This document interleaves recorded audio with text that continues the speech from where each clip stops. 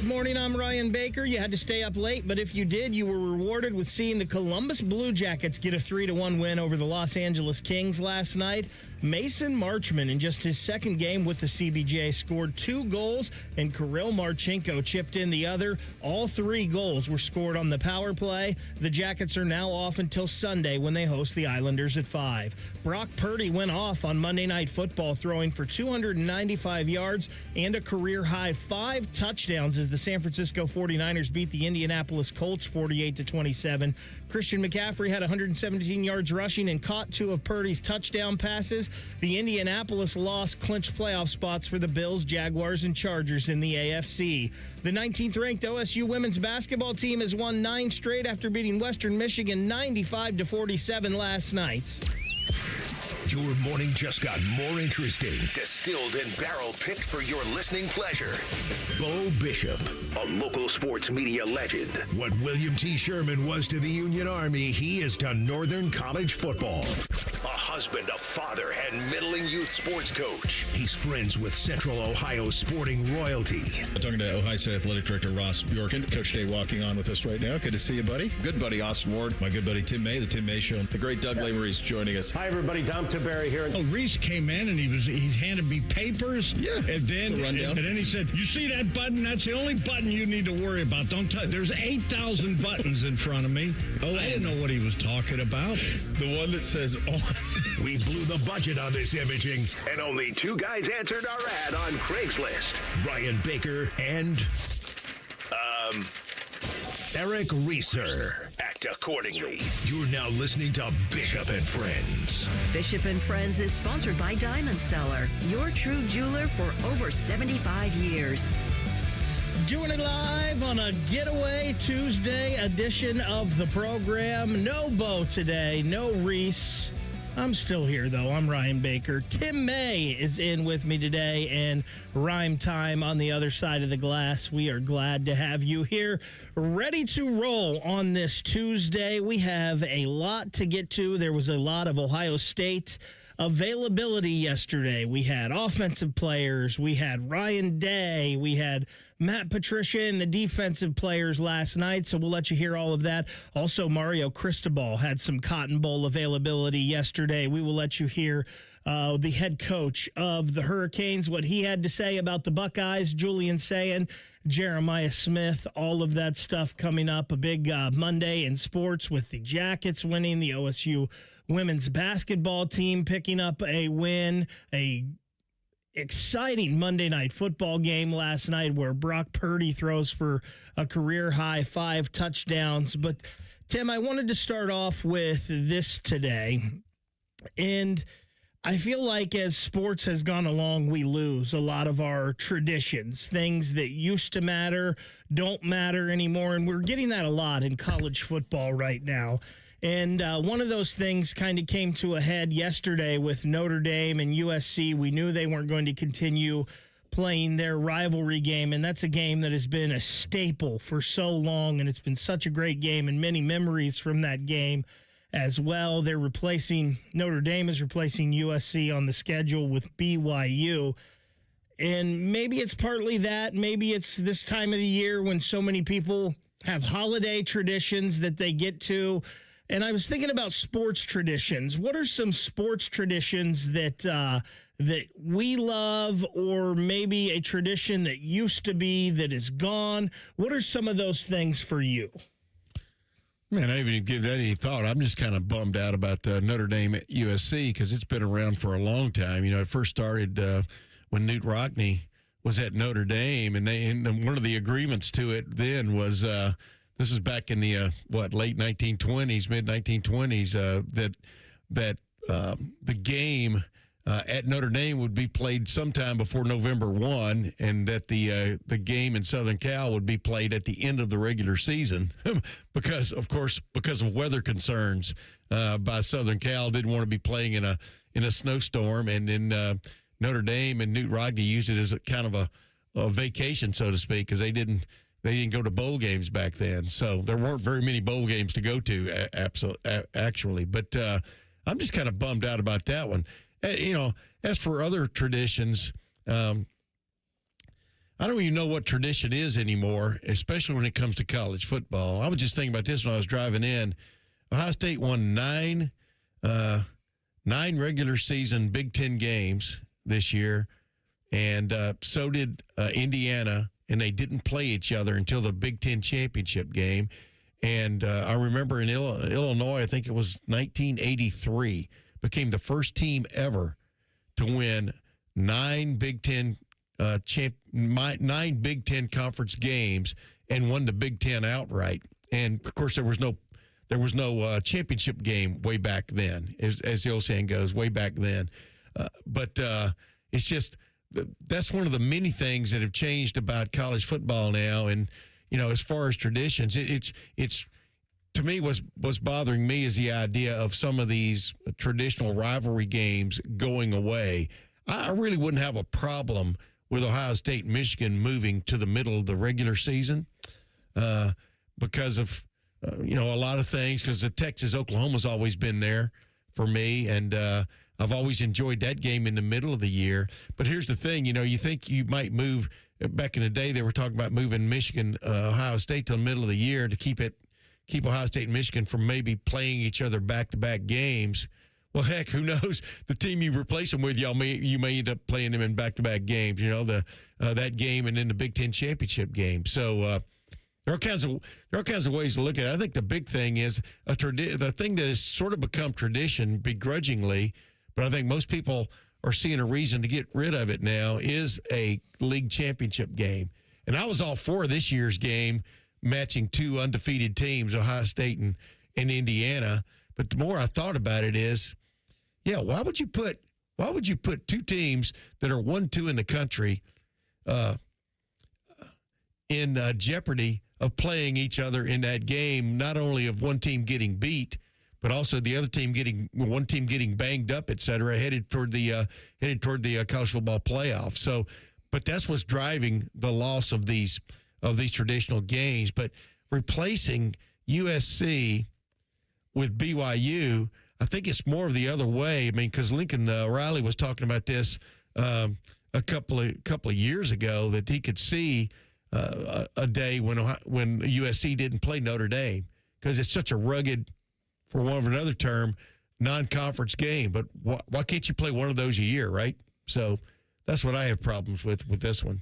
Yeah, and it's funny because college football, all of the traditions, not all of them, but a lot of them seem to have gone by the wayside here in this college football playoff era. I think of like Ohio State, Michigan. We all think that's always going to be played.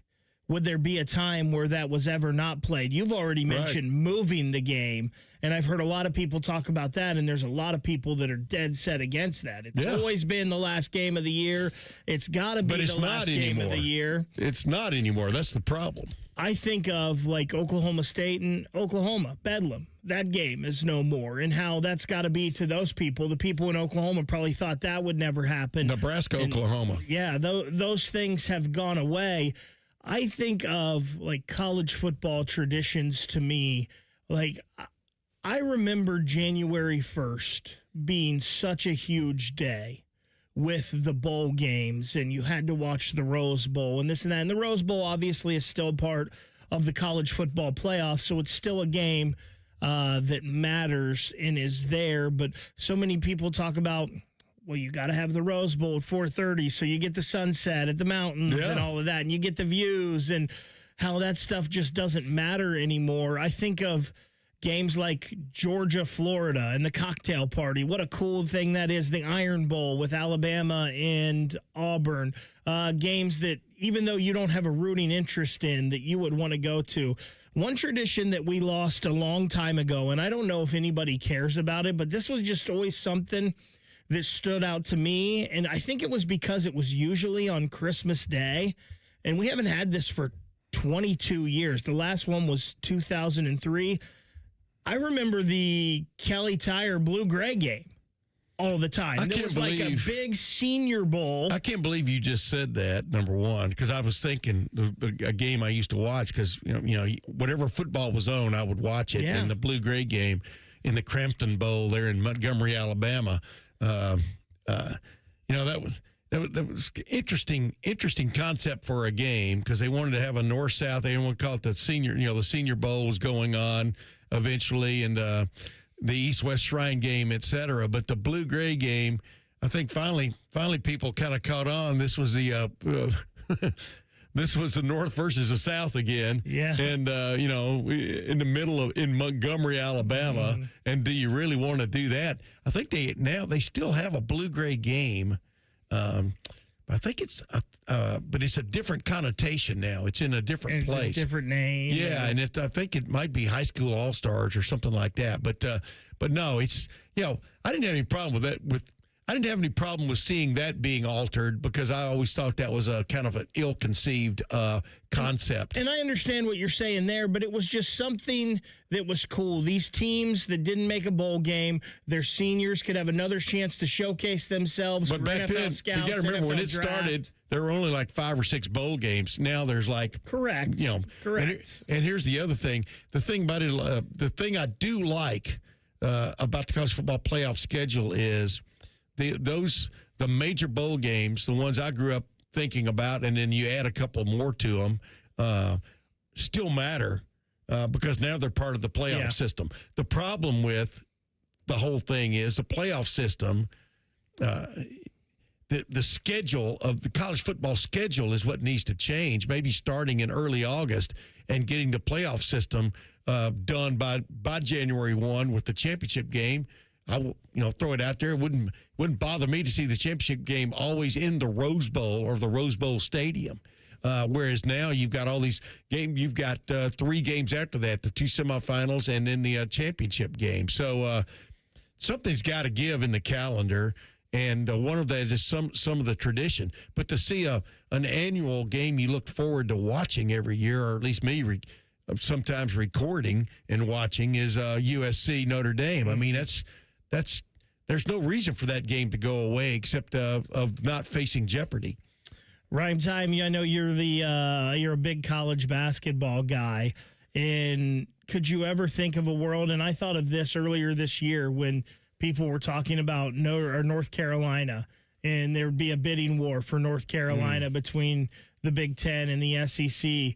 Would there ever be a world where North Carolina and Duke I knew you were going play in a year? I mean, that's crazy to think. But well, I think you would still get, if it were to happen, you would get like a Kentucky Louisville or Cincinnati and Xavier crosstown shootout and just play one game in the non-conference, which honestly sucks because like you get the one meeting at the start of February and then the one at the beginning of March that kind of sets the tone for the rest of that month, and it's always home and everything, and it's just the juice is unbelievable. It's the best rivalry in college basketball. I think it has a case for the best rivalry in sports. I know that won't go over well here, but like it's up there for sure, and it's definitely a rivalry that can't be played just once during a college basketball season.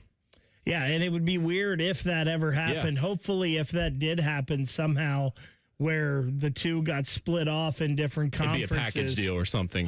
Hopefully, they would agree to that, where they would play every year to at least keep a little bit of that rivalry. Hopefully, they would still do it in February or March, too, and not do it early on. Well, we're getting more non-conference games in February now, so why not? Yeah, but it would just be a total shame. I mean, you have to hang on to some things. Even in the NFL, the big-time rivals usually play each other twice a year, whether they're meeting the playoffs or not. I mean, Browns, Steelers, Cowboys, Commanders, Cowboys, Commanders, right on down the line. So, I mean, to think of a college basketball world where Duke and North Carolina don't play twice a year at least is if there is a world, I don't want to. No, here's the thing: you get rid of that because of new things coming along, new challenges like in college football right now. You don't want to play 9 conference games and also have to play Notre Dame every year. I can understand that with USC. Yeah. Except, what about when everything blows up again? You're going to go back and try to rekindle these kind of things. Once they're kind of gotten rid of, they definitely, in my opinion, get devalued, demonetized, whatever the word you want to use there and stuff, and you can't always get those things back. Like I threw out there the other day that, Ohio State and Miami is a rematch, and by rematch, I mean of the 2002 national championship game, not of the 2010, 2011, but 2002 was a hell of a game. Yeah. and historic in all kinds of ways, including the number of great players that played in that game, et cetera. And some guy called me to task. It's not a rematch. They last played in 2011, blah, blah. I went, come on, dude. You know what I'm talking about. Speaking of that Ohio State Miami matchup, we had Cotton Bowl media availabilities yesterday.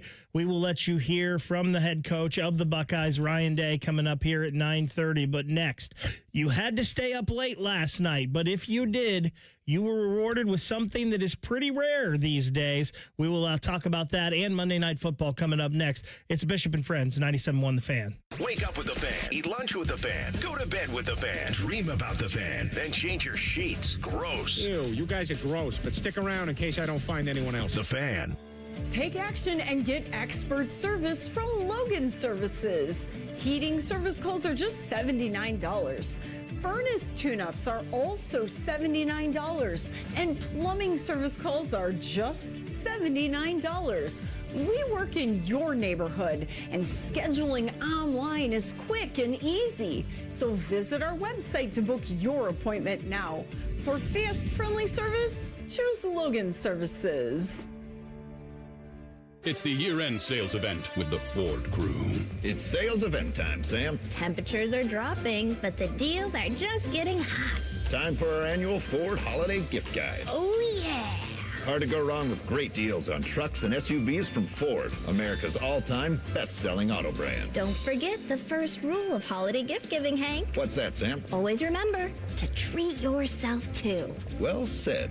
Based on Automotive News Almanac historical data and industry-reported sales data from 1909 through 2024 CY. Do you hate holiday pictures because of your teeth? What if a brand new smile was possible? No matter what the current state of your mouth. Welcome to Runyon Dental Group, home of the Implant and Smile Center, where gorgeous, healthy smiles become a reality. At Runyon, we've built a team of some of the most highly trained arch and implant doctors in the entire nation.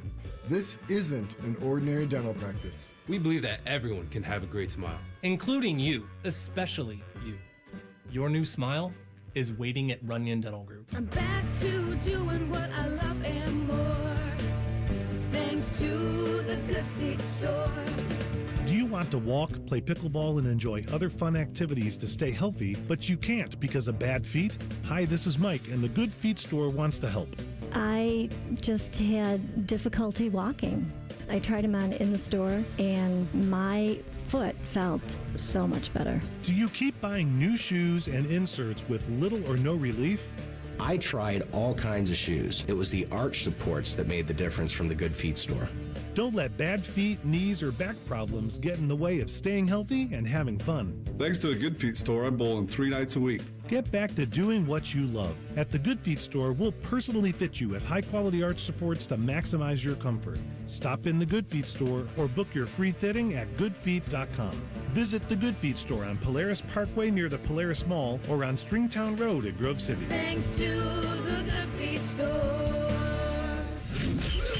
The Buckeyes are back in the playoffs, and the Fan and 10 TV are back with Chasing the Championship. Sponsored by Logan Services. Keep it locked on the Fan, 10 TV, and 10 TV Plus, your home of the Buckeyes. The Fan. Guys, you heard of TRT, but have no idea what testosterone could do for you. Once you start your treatment, you'll wish you had done it sooner. All the guys I know go to Synergetics and Low T Center for TRT. The TRT test is free, not hundreds of dollars. The testosterone is pure, not compounded. Guys feel full of energy, not like they're still waiting for it to kick in. Get it now for your free TRT test. The best you is waiting. No appointment is necessary before 10 a.m. or book ahead at fixmylowt.com. At the Ohio Lottery, we make Keno fun, your way. That means you pick your wager. Will it be $1, $2, a crisp $20? Your call. Like picking your own numbers? Use any inspiration you like. Birthdays, jersey numbers, you name it. And if you don't feel like choosing, there's the Super Quick Auto Pick. With regular promotions that'll get you more bang for your Keno buck, multiple ways to win, prizes galore, and live draws every few minutes. Anytime is the right time to get in on the Keno action. Keno is always fun, your way. Lottery players are subject to Ohio laws and commission regulations. Play responsibly. Hello, it's John Kozik, founder and president of TurboTrack Realty, and I buy real estate as is fast for cash. Give us a call today for an all-cash offer at 614-470-2000, 614-470-2000. I buy vacant properties, inherited homes, divorce situations, death in the family. I even buy my tenants won't pay me the rent houses. Give us a call today for an all-cash offer at 614-470-2000, 614-470-2000. Fan weather. From the Logan AC and Heat Services Weather Center. We will see patchy drizzle for us today, otherwise cloudy to mostly cloudy skies and mild with highs in the low 50s and gusty winds out of the west. Mostly cloudy tonight with lows right around freezing, and then for Christmas Eve on Wednesday, partly sunny and still mild with highs in the mid-40s. For The Fan, I'm meteorologist Meredith Garfalo with the 10 Weather Impact Forecast. Just when you thought afternoons couldn't get any dumber. You fellas been doing a bit of boozing, have you? Common Man and Timmy. Weekdays from 3 to 6. Your home for dumb. The Fan. Taking the art of sports radio and day drinking to a whole new level. You're listening to Bishop and Friends. Welcome back in a Getaway Tuesday here on Bishop and Friends. I'm Ryan Baker. No Bo, no Reese. Where you getting away to, man? From here for 2 days, because we don't have shows the next 2 days. We'll have best ofs. I was just sad to see the firewood guy didn't show up this morning to build a fire here in the studio. Are you a little cold in here this morning? I feel like they're going to start hanging meat here in a minute. I'm going to be dodging. I'm going to be dodging hanging meat. We could be over in the Brown studio next door. That's a little cooler. Yeah. Well, anyway, pay your gas bill. There's always heating and cooling issues in here. I don't know why. We got multiple systems and something's always messed up. What wasn't messed up last night for once, finally, was the Blue Jackets. They got a win. They haven't had too many wins here in the month of December, but they got one last night. They were perfect on the special teams, on the penalty kill. I guess not perfect on the power play, but they were 3 for 7, scored 3 goals on the power play. They beat the Los Angeles Kings 3-1 last night in a game that they played without their best player, Zach Werenski, as he was out, took a puck to the skate in the previous game, late in that game. He did everything he could. It looked like he was walking pretty good last night. They showed him giving off the donkey hat that they give to the player of the game. He was in the dressing room after, and it looked like he was walking pretty good. I think they just figured with the 5-day holiday break coming up, it was good to hold him out last night, and the Jackets get a good win. I am one of the few probably that was up watching the whole thing. But the Jackets now, even though they're in last place, still just 5 points out of a playoff spot. You haven't been to bed yet. That's the problem. Feel like By the way, are the Blue Jackets now, are they the big T's? How would you describe them? What's their record right now? Well, they're in last place in the Eastern Conference. They have 36 points, I believe, now as I pull up the standings here. So the Jackets are 15-15-6. I asked that question rhetorically because I knew what their record was, but I mean, is that them for this season? What is your take on that? Evidently, you like the Blue Jackets because you stayed up late to watch them, but I mean, is that what we're getting now? Well, you're close to halfway through the season, so a lot of times that is what you are. And we talked about this the other day. This is a team that didn't make many changes from a team last year that was fighting for that final playoff spot. I would think they are a little better than the 500 team that they are right now, as they've gone through this swoon here in December where they've had so many one-goal games that they've come up just short in. I would think that they're a little better than this, but I don't know how much better. Like, I can't sit here and say, oh, this is a playoff team for sure, because they're in a hole right now that they've got to dig out of. Yeah, because my two sons are big Blue Jacket fans. They, because they've been their childhood or whatever, growing up, et cetera, and they became fans because that was the first, the first of the established major league teams ever in town in Columbus, and I just feel for them a little bit because I just feel like the Blue Jackets tease them all the time. Have been teasing them for decades. You can say decades now. And then number two, the inconsistency that you get out of the goaltending aspect of things with the Blue Jackets, I think, is what always keeps people on pins and needles in terms of the cheering public out there. How much do you really buy into, like, for example, a win like this? You make a big deal out of a win like this, and then some of the other games you've watched in the last couple of weeks. When you juxtapose those two, what are you telling yourself? What are they telling us? Well, it was a good win last night, and it was one of the rare times it seemed like they played 60 minutes of hockey. You've seen a lot of times them play 40 minutes. What was the key word there? What was the key word 50, there? Yeah. The key word was rare. Yeah, rare times. Jet Greaves was solid last night in net. He seems to be what they've got that's the best in net right now, so I would think they're probably the rest of the way going to ride Jet as much as they can, and that would probably be the best thing. I think for this Blue Jackets team, it was just nice to get that win heading into the break. Sean Monahan's been banged up a little bit. Kirill Marchenko's been banged up a little bit. Zach Werenski, obviously with the taking the puck to the skate the other night. Hopefully they can take these 5 days in this break and get a little healthy, and maybe Sunday when they come back against the Islanders, they can get another win and maybe roll this into something here. And it's always up and down, right? Yeah. You lose. That's what I just said. You lose a bunch, you're going to win some, and I feel like they do have a win streak coming here at some point that will help them in the standings. The nice thing, Mason Marchment, who they just traded for, first Blue Jackets player to score 3 goals in their first 2 games, joining Luca Del Bel Baluz and Tyler Mott as the only Jackets ever to score goals in their first 2 games. So that was nice with them. The San Francisco 49ers got a huge performance last night. Oh, that's it. We're done with the Blue Jackets. We got schedules here. We got to get to Ryan Day here in a little bit. I'm just messing with you, man. I'm messing with you. Brock Purdy, 5 touchdown passes. The 49ers beat the Indianapolis Colts 48-27 last night on Monday Night Football. Tim, the playoff picture definitely coming into shape here in the NFL. We've got 5 spots clinched in the NFC, 5 in the AFC, with Indianapolis's loss last night. The Bills, the Chargers, and the Jaguars all clinch playoff spots. So there's only a few teams for these 2 spots left. The velvet ropes, man. They let a few more in. Yeah, by the way, last night, I mean, it's really funny. Post-game, you're sitting there, and I'm looking at monitoring different things and watching. And it was almost like it was like two things happened at once. Number one, San Francisco, oh my goodness, Brock Purdy went nuts. 5 touchdown passes, as you pointed out, et cetera. And oh my goodness, Phillip Rivers at 44. Yeah, they scored 27 points. Of course, he had a pretty bad pick 6 in that game with Luke Kuechly, but it was just, to me, it's like the essence of sport is that you celebrate. The 49ers might have found an offense, I mean, with Brock Purdy is playing better and better, in my opinion.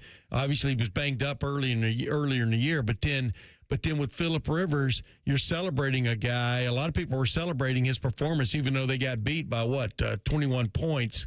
What a fantastic testament this is to never giving up and celebrating echoes from the past. Like you're saying, tradition was Phillip Rivers standing in there and taking a hit while he was throwing that ball, whipsawing that ball down the field, sidearm, et cetera. So to me, it was a strange mix of sports fans celebrating things that one is championship possible football, and the other is look at Phillip Rivers. Yeah, and look at the situation with the Indianapolis Colts at quarterback. They were a team that was cruising towards a playoff spot, and it is just all downhill for them. They are going to need to win out to get in there. And real quick, I wanted to mention this: the Ohio State women's basketball team, they jumped up to 19th in the country yesterday in the polls. Then they went out and beat Western Michigan last night, 95-47. The Buckeyes on a 9-game winning streak right now, and they're getting contributions from a lot of people. 5 in double figures last night. Yeah, absolutely. I mean, they've got it going on, as the old saying goes. And I just, you want to see them keep on keeping on and stuff. And of course, the end of the year, the end of the season has always been sort of their challenge, for one of another term, getting into the NCAA and then maybe getting something done there is the real quest for this team because clearly the talent is there. They've got a big test this Sunday at 2 when they host 4th-ranked UCLA. Ryan Day, he spoke with the media about the matchup with Miami in the Cotton Bowl yesterday. We'll let you hear what some of the head coach of the Buckeyes had to say next. It's Bishop and Friends on The Fan. This Christmas, get a bonus AI Essentials course when you enroll in any My Computer Career IT program by the end of the year. That's a $3,900 value. Attend classes online or on campus. Enjoy lifetime job placement support and IT certifications in high demand. Go to mycomputercareer.edu today and take the free career evaluation. That's mycomputercareer.edu, an elite CompTIA certification partner. Conditions apply to AI offer and financial aid is available to those who qualify, including the GI Bill. At Metal Supermarkets, we're all about getting you and your crew to quit in time sooner. That's why our service is a cut above. You see, no matter the project, we'll get you to the right metal, shape, and grade. Cut to any size, ready real fast. And yeah, we'll deliver, leaving plenty of time for the important things, like opening an ice-cold can of aluminum. Metal Supermarkets, the convenience store for metal. Dormar, your kind of hero. When your furnace or air conditioner is broke, we come out that same day. Dormar, home the Tin Man. Hey, it's Berm. I said I'd tell you my weekend results, so here it is. My first Awaken 180 weigh-in, I'm down 10.2 pounds and 3.6% body fat. That's fat, not muscle. If weight loss is your New Year's resolution, imagine starting like that. Awaken 180 works. Awaken180weightloss.com. Listen up, football fans. You won't want to miss this. Right now, new Bet365 customers bet $5 and get $150 in bonus bets, win or lose. So you could turn that $150 into something bigger when you bet on money line, spread, totals, player props. $150 in bonus bets when new customers bet $5. I know where I'm going to bet from now on. Download the app today and see why it's never ordinary at Bet365. Gambling problem? Call 1-800-GAMBLER. 21 plus only. Must be physically located in Ohio. T&Cs apply. In-app only. Dormar, your kind of hero. Bishop and Friends is sponsored by Diamond Seller, your true jeweler for over 75 years. The Fan, Ohio sports destination. What's up? What's up, man? What's up with you? Sponsored by Newman Roofing. For all your roofing, gutter, or siding needs, call Newman Roofing today at 614-NEW-ROOF or visit online at newmanroofing.com. What's up on this Tuesday? The Buckeyes taking on Miami in the Cotton Bowl, New Year's Eve. 8 o'clock kick in that one. And we got a lot of availability yesterday from the Buckeyes. Julian Sayin, Jeremiah Smith, some of the offensive players talked over at the Woody Hayes Athletic Center yesterday at 11 a.m. We'll let you hear some of what Julian and Jeremiah had to say in the next segment. But then Ryan Day took to the podium at noon yesterday and talked with the media. Tim, you were there in person yesterday. I thought Ryan Day, some of the questions that have been there have been about Brian Hartline. What's his role? What's going on? Right guard, Tagovailoa got hurt at the end of that Big Ten championship game. He's going to be out here for at least the beginning of this playoff run, definitely the Cotton Bowl. So Ryan Day was asked about that. And I thought Ryan yesterday was... Sometimes you get a lot of coach speak from these coaches, and I listened to Mario Cristobal, and you got a lot of that yesterday from him. I thought Ryan was pretty honest and open with all of the answers yesterday. Yeah, he was. I mean, I think Ryan's become basically listen to press conference, if that's a term, because I just liked his forthrightness, especially this year in a lot of ways, and one of them, was basically yesterday. I mean, their challenge right now is to play up to Ohio State football standard, which they didn't do in his opinion and the players' opinion in the championship game, Big Ten championship game against Indiana. And he's I don't know. I just like the way he approaches things now. There's a confidence. He always had confidence, but there's like a I don't know, been there, done that kind of feel to him. I don't, it's hard to explain unless you've covered him for like 7 years, 8 years, like I have. and understand where, the confidence he's coming from when he speaks to you and answers some of these questions. And the bottom line about him is he knows he has a good football team right now. Mm-hmm. He knows they didn't, like I said, play to their standard their last time out. And the football team also knows that. And he also, like he said, there were some scheme things they would have changed maybe in some of those red zone opportunities where they didn't cash in against Indiana. And there's also some execution mistakes, which you can look on video and see those. So I think he's really challenged his team. He's got an angry team going into the playoff, which is, as Urban Meyer would tell you, that's what you want more than anything else, is somebody who's angry with a little bit of a chip on their shoulder. And the chip on their shoulder was actually put there by them. Not by somebody else calling them out, et cetera. So I think he feels pretty good about their chances. One of the big questions about this playoff run coming up is Brian Hartline, and he's the head coach at the University of South Florida, but he's also trying to be with this team as they go through the playoff run. Ryan Day was asked yesterday about Brian Hartline's role in all of this. First off, we just really happy for Brian and the opportunity that he's getting. It's such a strange calendar, and the timing is brutal. But he's handled it great, as you can imagine. And so right now as we move forward, he's coaching the receivers. It's a lot on his plate. It's a lot to manage. So we're kind of taking it day to day right now, just in terms of as we move forward, going into the game. It'll be a group effort. Keenan will be very much involved.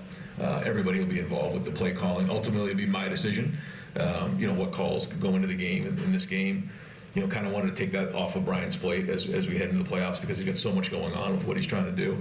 But he's working hard towards it, and we're just going to keep evaluating it every day to see what's best for the group. We talked yesterday. It's hard to have your focus in two places. And this is no knock on Brian Hartline, but probably having him just work with the receivers and what he knows best is probably best for this team right now. Yep. Because you need somebody focused on a game plan for Miami for this Cotton Bowl.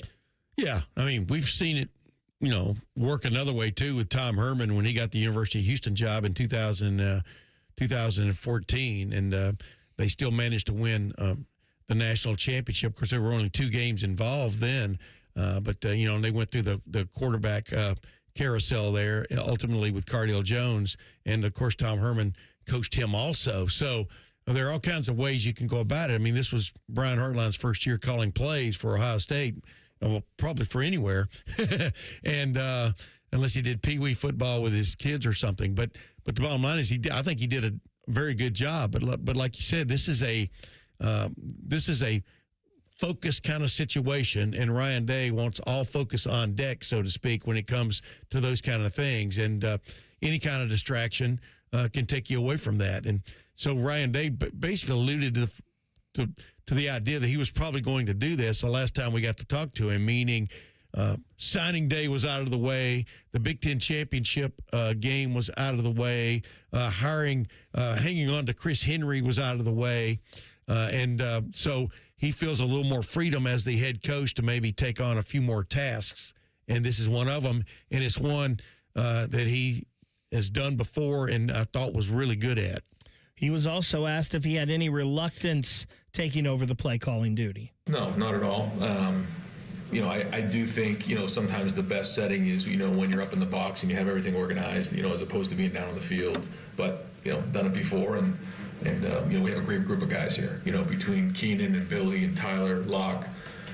This is a great group of guys, and everybody else that's part of it. So, we're going to work hard putting this game plan together. Today's a big practice for us as we move forward, and it's our job to put the guys in the best position to be successful. So, as you know, a big part of it is the organization and making sure the game plan's right and what we're doing.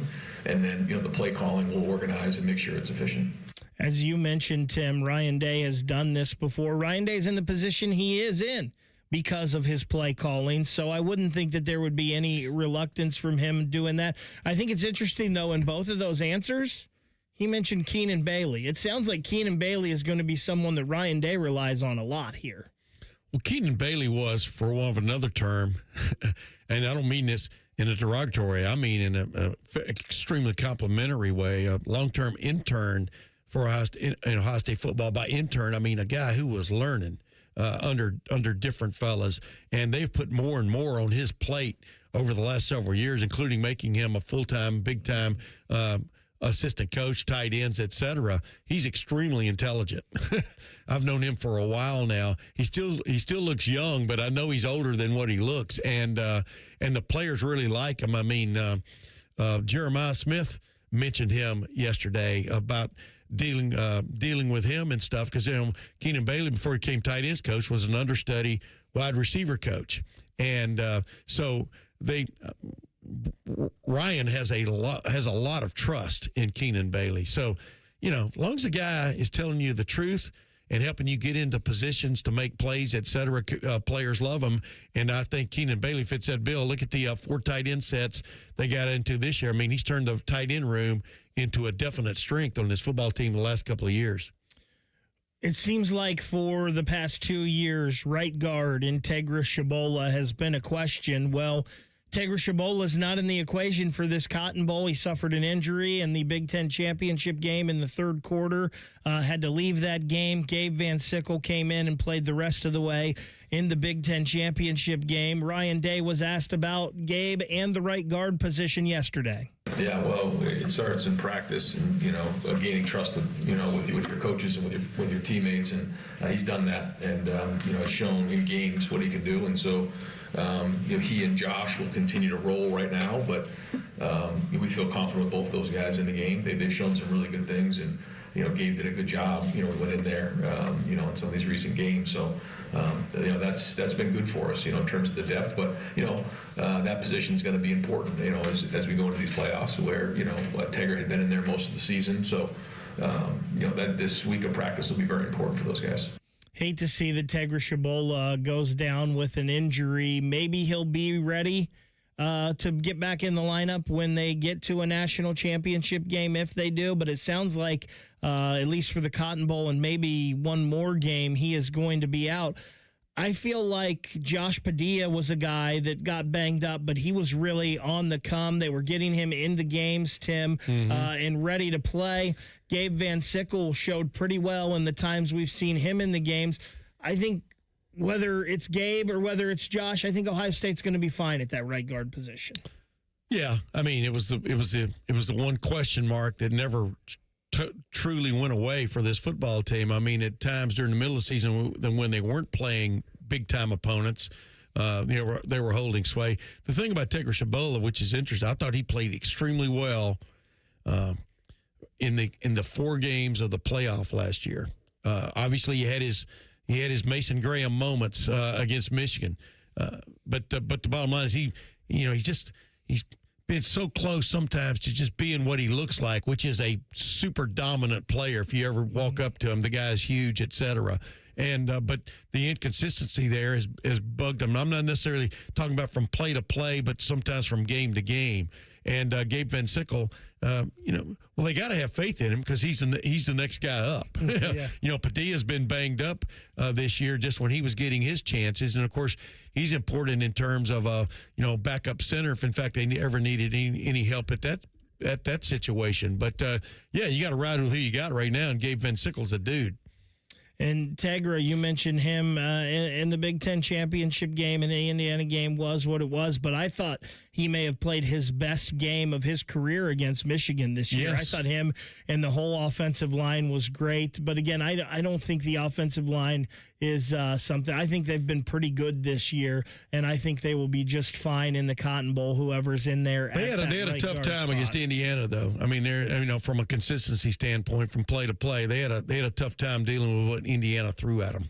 They did, and that was I think we all forget Indiana was the number 2 defense in the country this year behind Ohio State because you're just not ready for that. We talked about the players. They spoke yesterday as well. We will hear from Jeremiah Smith and QB1 Julian Sayin. Coming up next, it's Bishop and Friends on The Fan. Unlike your deadbeat uncle, we'll never leave you stranded in a ditch when you were 6. This promo may have been a touch too specific. The Fan. They're trained. They're fired up. Let's do it. When you need heat, they can't be beat. They're Ohio State's undefeated heating and cooling team. For plumbing, drain, heating, and cooling, there's only one team. The Waterworks. Better care, better value, better results. Call the Waterworks at 614-232-2222 or visit them online at thewaterworks.com. A proud sponsor of Ohio State Athletics. No one plans to get into an accident, but when it happens, we strive in making life easier for you. This is Justin Hinderer. The Hinderer Motor Company Collision Center is ICAR certified and certified by many manufacturers to provide the best quality repair available. All of our repairs come with a lifetime warranty. We have our own 24/7 towing service so you never have to wait. Plus, we offer on-site rental cars for every lifestyle. At Hinderer Motor Company, we love what moves you.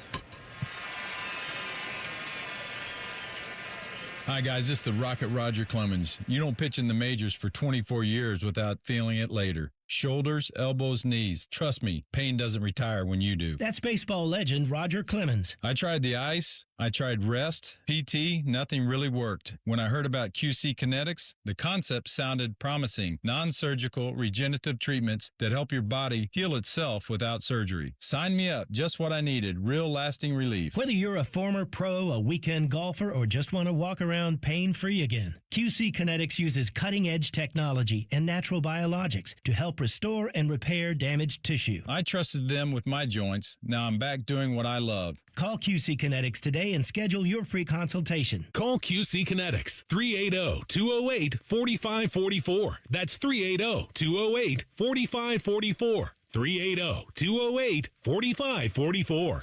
If only there was a radio show that constantly talked about Ohio State athletics. Well, good news. It's real, baby. The Buckeye Show. Weeknights at 6. Proud to be your flagship home of the Buckeyes. The Fan, Ohio sports destination. Do you suffer every time you try to wear good-looking shoes, but you don't want to wear ugly shoes just because they're comfortable? The Good Feet store wants to help you wear heels, boots, and dress shoes again in comfort. Trade in your bad feet for good feet. Thanks to the Good Feet store.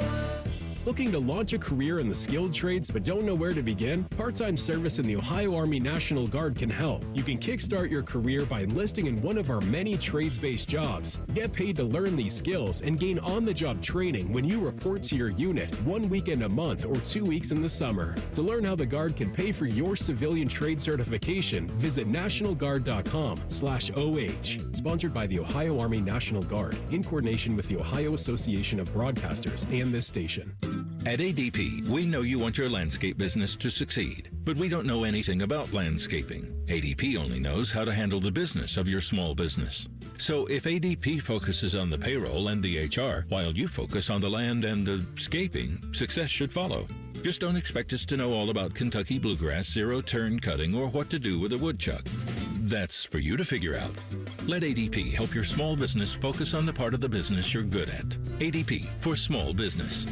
The Lindsay Honda year-end clearance is on. Enjoy the lowest prices of the season on hundreds of new in-stock Hondas, like 2026 Civic Sport Hybrid Sedan or 2026 HR-V LX front-wheel drive. Your choice, just $299 a month, zero cash down. Remember, our goal is 100% credit approval. Shop Lindsay Honda and save big. From our family to yours, Merry Christmas. Happy Honda Clearance on select 2025 models only. Visit lindsayhonda.com for details.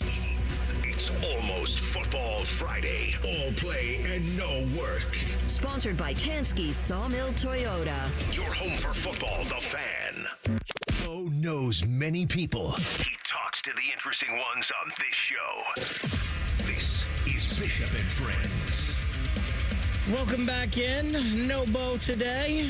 No Reeser, as they are enjoying their holiday break already. I'm Ryan Baker. Tim May to the right of me, joining us today.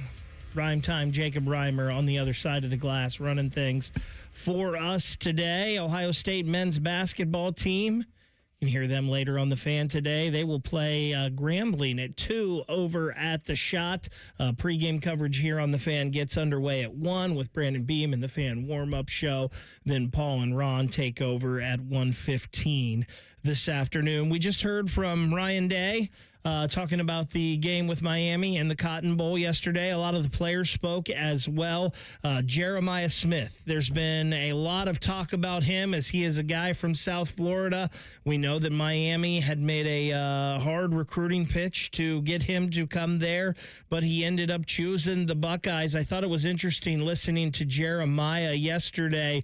We knew he was banged up, and we knew that he missed that Purdue game. I'm not sure anybody really knew just how, and I know I didn't understand just how hurt Jeremiah was and how tough all of that was on him. A little adversity, I should say. Something I never really had to deal with. I don't really be hurt or nothing like that. Nothing really bothers me, but that was something serious that I had to deal with.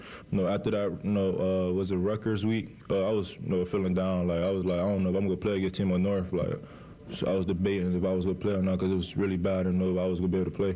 But I had to do everything for the team, and I wanted to be out there, and I did everything I could, and we got the win.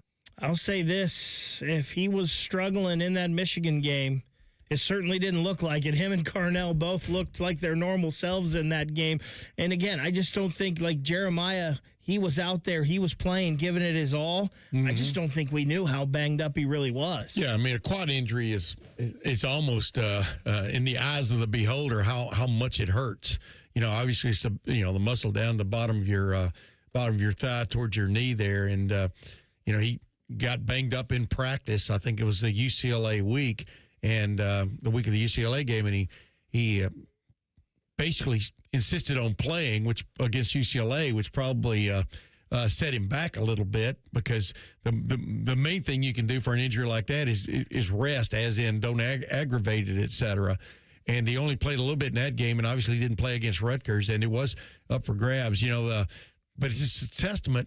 One of the stars, or a couple of the stars on this Ohio State football team that rarely get any publicity are a guy named Adam Stewart and Sean Barnhouse. I mean, in that training staff, because Adam Stewart has worked wonders with guys, helping them recover and sometimes quickly from banged up injuries, which otherwise, would keep guys out another 2 or 3 weeks and stuff. He was the guy that got J.T. Barrett ready for that Big Ten championship game when he underwent arthroscopic knee surgery on a Sunday and played on a Saturday. I don't know if people remember that or not. I remember doing a big story about that with J.T. and Adam Stewart on what that took, including having to letting J.T. Barrett move in and sleep on his couch for a couple of 3 nights. I'm not sure how much his wife really appreciated that, but Adam says you got to do what you got to do, and so that's what really helps these guys along. Most of these guys will, when they say Stewie, they're meaning Adam Stewart, and you'll hear them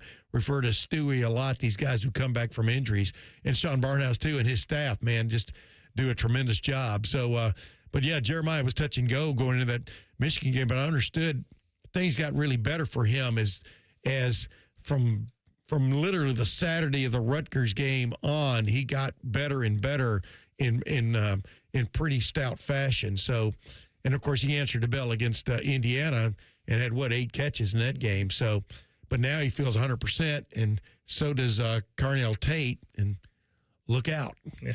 As we saw when those two are on the field, and they're 100% healthy, it makes a world of difference. Jeremiah also yesterday, it seems like it kind of ruffled some feathers in South Florida and with the U when he made some comments about the 2002 national championship game. Oh, yeah, for sure. I mean, you see it all over the internet, all over Twitter. They still talking about that, just, 20 years later, but they still worry about it. But we got something for him come New Year's Eve. It is funny, Tim, that these two teams, and you mentioned this at the beginning of the show, they played in 2010 and 2011, but it seems like all anybody's talking about is that 2002 national championship game heading into this one. Well, that's because the national championship was on the line. It was one of the great games I've ever covered and ever seen. And the way it turned out, I mean, so many ridiculous plays in that game.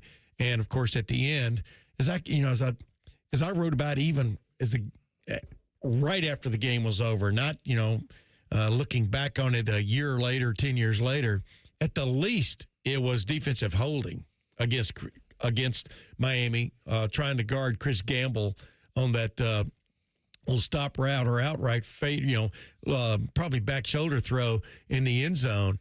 And so it would have still been a first down at the 1 yard line because he did the guy engaged him at the goal line. But Terry Porter, the guy who threw the flag, was reaching for his flag all the way. The guy who was really to blame was the guy who set off the fireworks. And by fireworks, I mean the actual fireworks that went off for a couple of seconds before they realized the game wasn't over. But yeah, I mean the Winslows never got over it. Too bad for Kellen Winslow Jr. He's serving time, or I don't know if he's out yet or not. But I talked about that on my podcast this week with Matt Wilhelm again, because that game, Matt Wilhelm got one finger on the field goal attempt at the end of regulation by Miami. What was his name? The Severe kid, whatever I think was his name. And he said if I'd gotten two on it, it would have been blocked. I mean, that's how close things were in that game, et cetera. And so, yeah, it sticks in Miami's craw about possibly having 2 straight national championships. And their program really hadn't been the same for a while now. They've kind of bounced back a couple of times, but not like they have this year. So, yeah, everybody's hearkening back to that moment and what that game meant and what this game could mean. Julian Sayin also talked yesterday, and he mentioned that he's dreamed of playing in games like this one. Just being a kid and playing the game I love. Growing up, I always wanted to play on the biggest stage and play in front of hundreds of thousands of fans.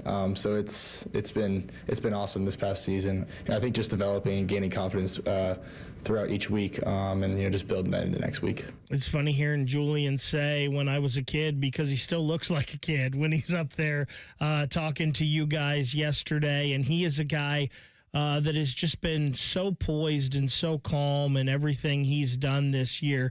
It doesn't seem like anything rattles him at all, and a lot of times games like this, when you play them for the first time, will rattle someone, and I don't worry about that at all with Julian Sayin. No, his cool has been the one thing you've noticed from day one, and it has carried through. And his cool is almost as impressive as his accuracy. And even in that Indiana game when he had to move a lot, like I discussed a while ago about what Indiana was doing up front defensively. I mean, he still was able to make plays, just not enough plays, as he will tell you. But yeah, he seems to be a guy that was born for these kind of moments. Just from his poise, for lack of another term. And that should serve Ohio State well as they head forward into the playoffs.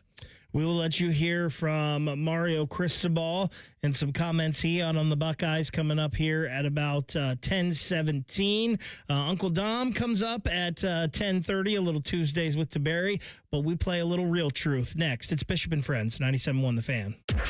Matty Ice has a large tattoo on his calf of LeBron eating a lion. I have nothing else to say. Rothman and Ice. Weekdays from noon to 3. The Fan. 1877 Cars for Kids. Hurry! It's our last chance to donate for 2025.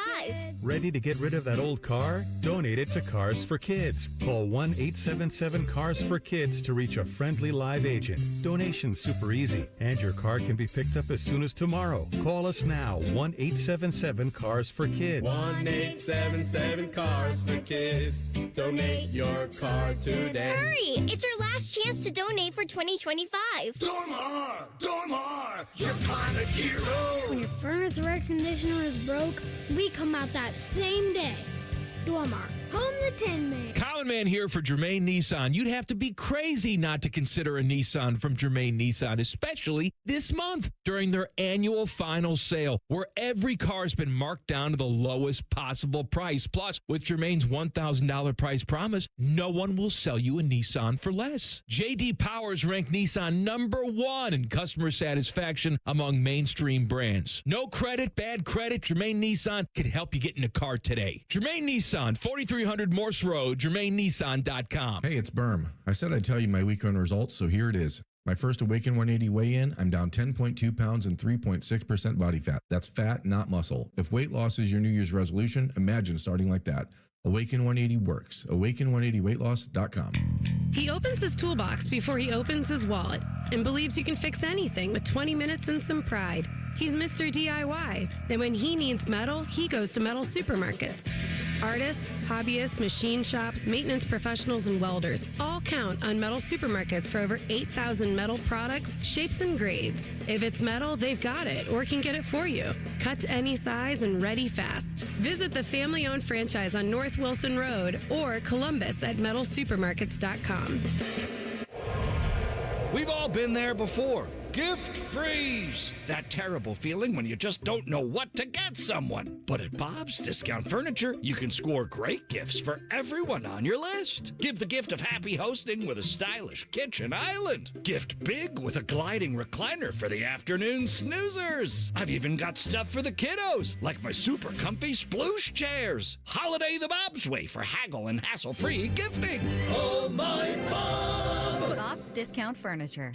This Christmas, get a bonus AI Essentials course when you enroll in any My Computer Career IT program by the end of the year. That's a $3,900 value. Attend classes online or on campus. Enjoy lifetime job placement support and IT certifications in high demand. Go to mycomputercareer.edu today and take the free career evaluation. That's mycomputercareer.edu, an elite CompTIA certification partner. Conditions apply to AI offer and financial aid is available to those who qualify, including the GI Bill. Toyotathon is on, and there's no better way to get in the spirit of the season than with a new Toyota. Now through January 5th, get 2.99 APR financing on remaining new 25 Tacomas.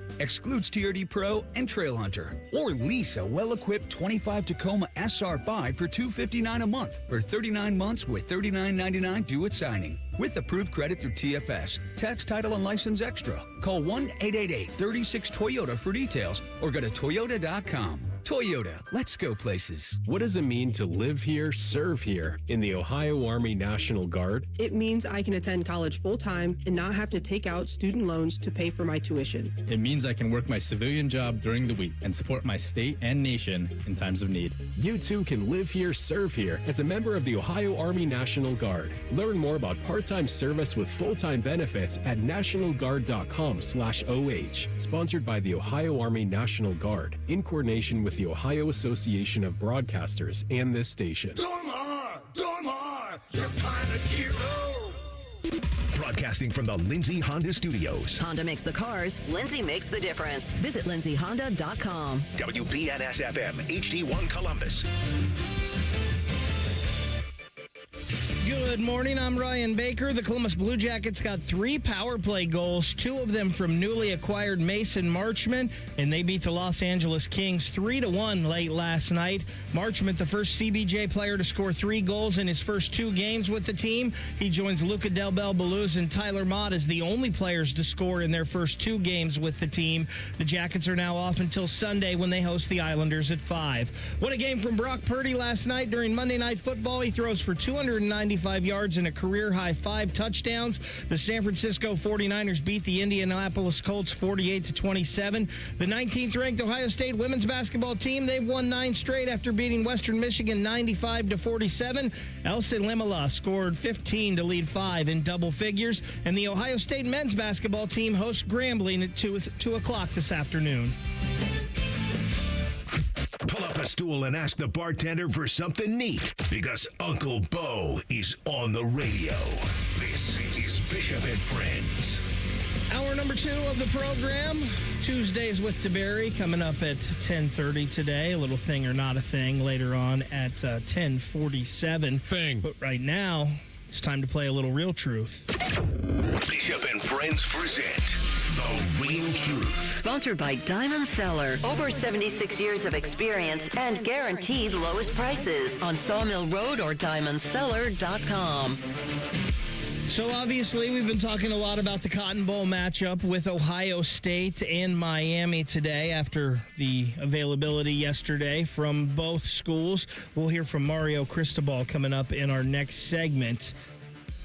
Ohio State will cover the spread and beat Miami by double digits in the Cotton Bowl. Tim May, is that the real truth? That wasn't listed number 1 on my truth. I switched it around. I haven't even gotten ready for it yet. I think Ohio State has a great chance to put up points against Miami. I'm not taking what Texas A&M did. I'm taking it with a grain of salt, I guess. Like I asked Sonny Styles, you take into account that there was a pretty good wind that they were dealing with on Saturday in that game as you assess what Miami was about. And he said, of course you do, because wind is the big factor. It won't be the factor in the Jerry Dome.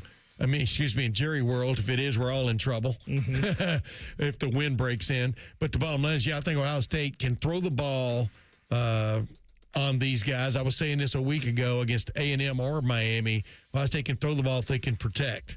And Reuben Bain and company are the real deal. And if they can protect, they can put points on these guys. So I could see that being a double-digit win. I do think it is the real truth, because win or no win, Texas A&M's offense is no Ohio State offense when they are playing to their full potential. And by Jeremiah Smith's comments, it sounds like we're in for something special. By the way, were we sold a bill of goods is not the right term, because Marcel Reed is a tremendous player, but he was so up and down and inconsistent, and everybody was this time a week ago, how would Ohio State handle Marcel Reed? I go, just like Miami did.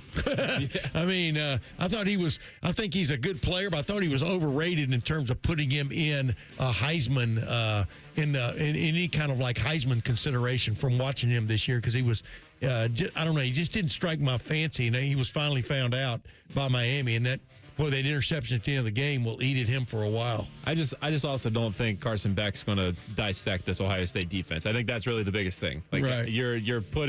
I think you're putting a lot of trust in this Ohio State defense, and that's perfectly fine.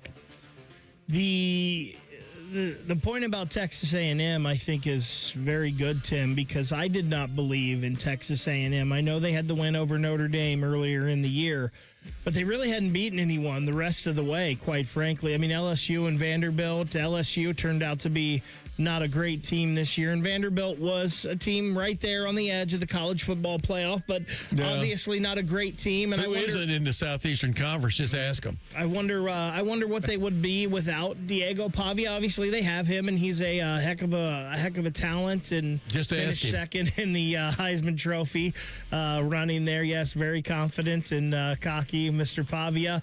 I just didn't believe in Texas A&M all year. I thought they would lose their last regular season game to Texas, which they did.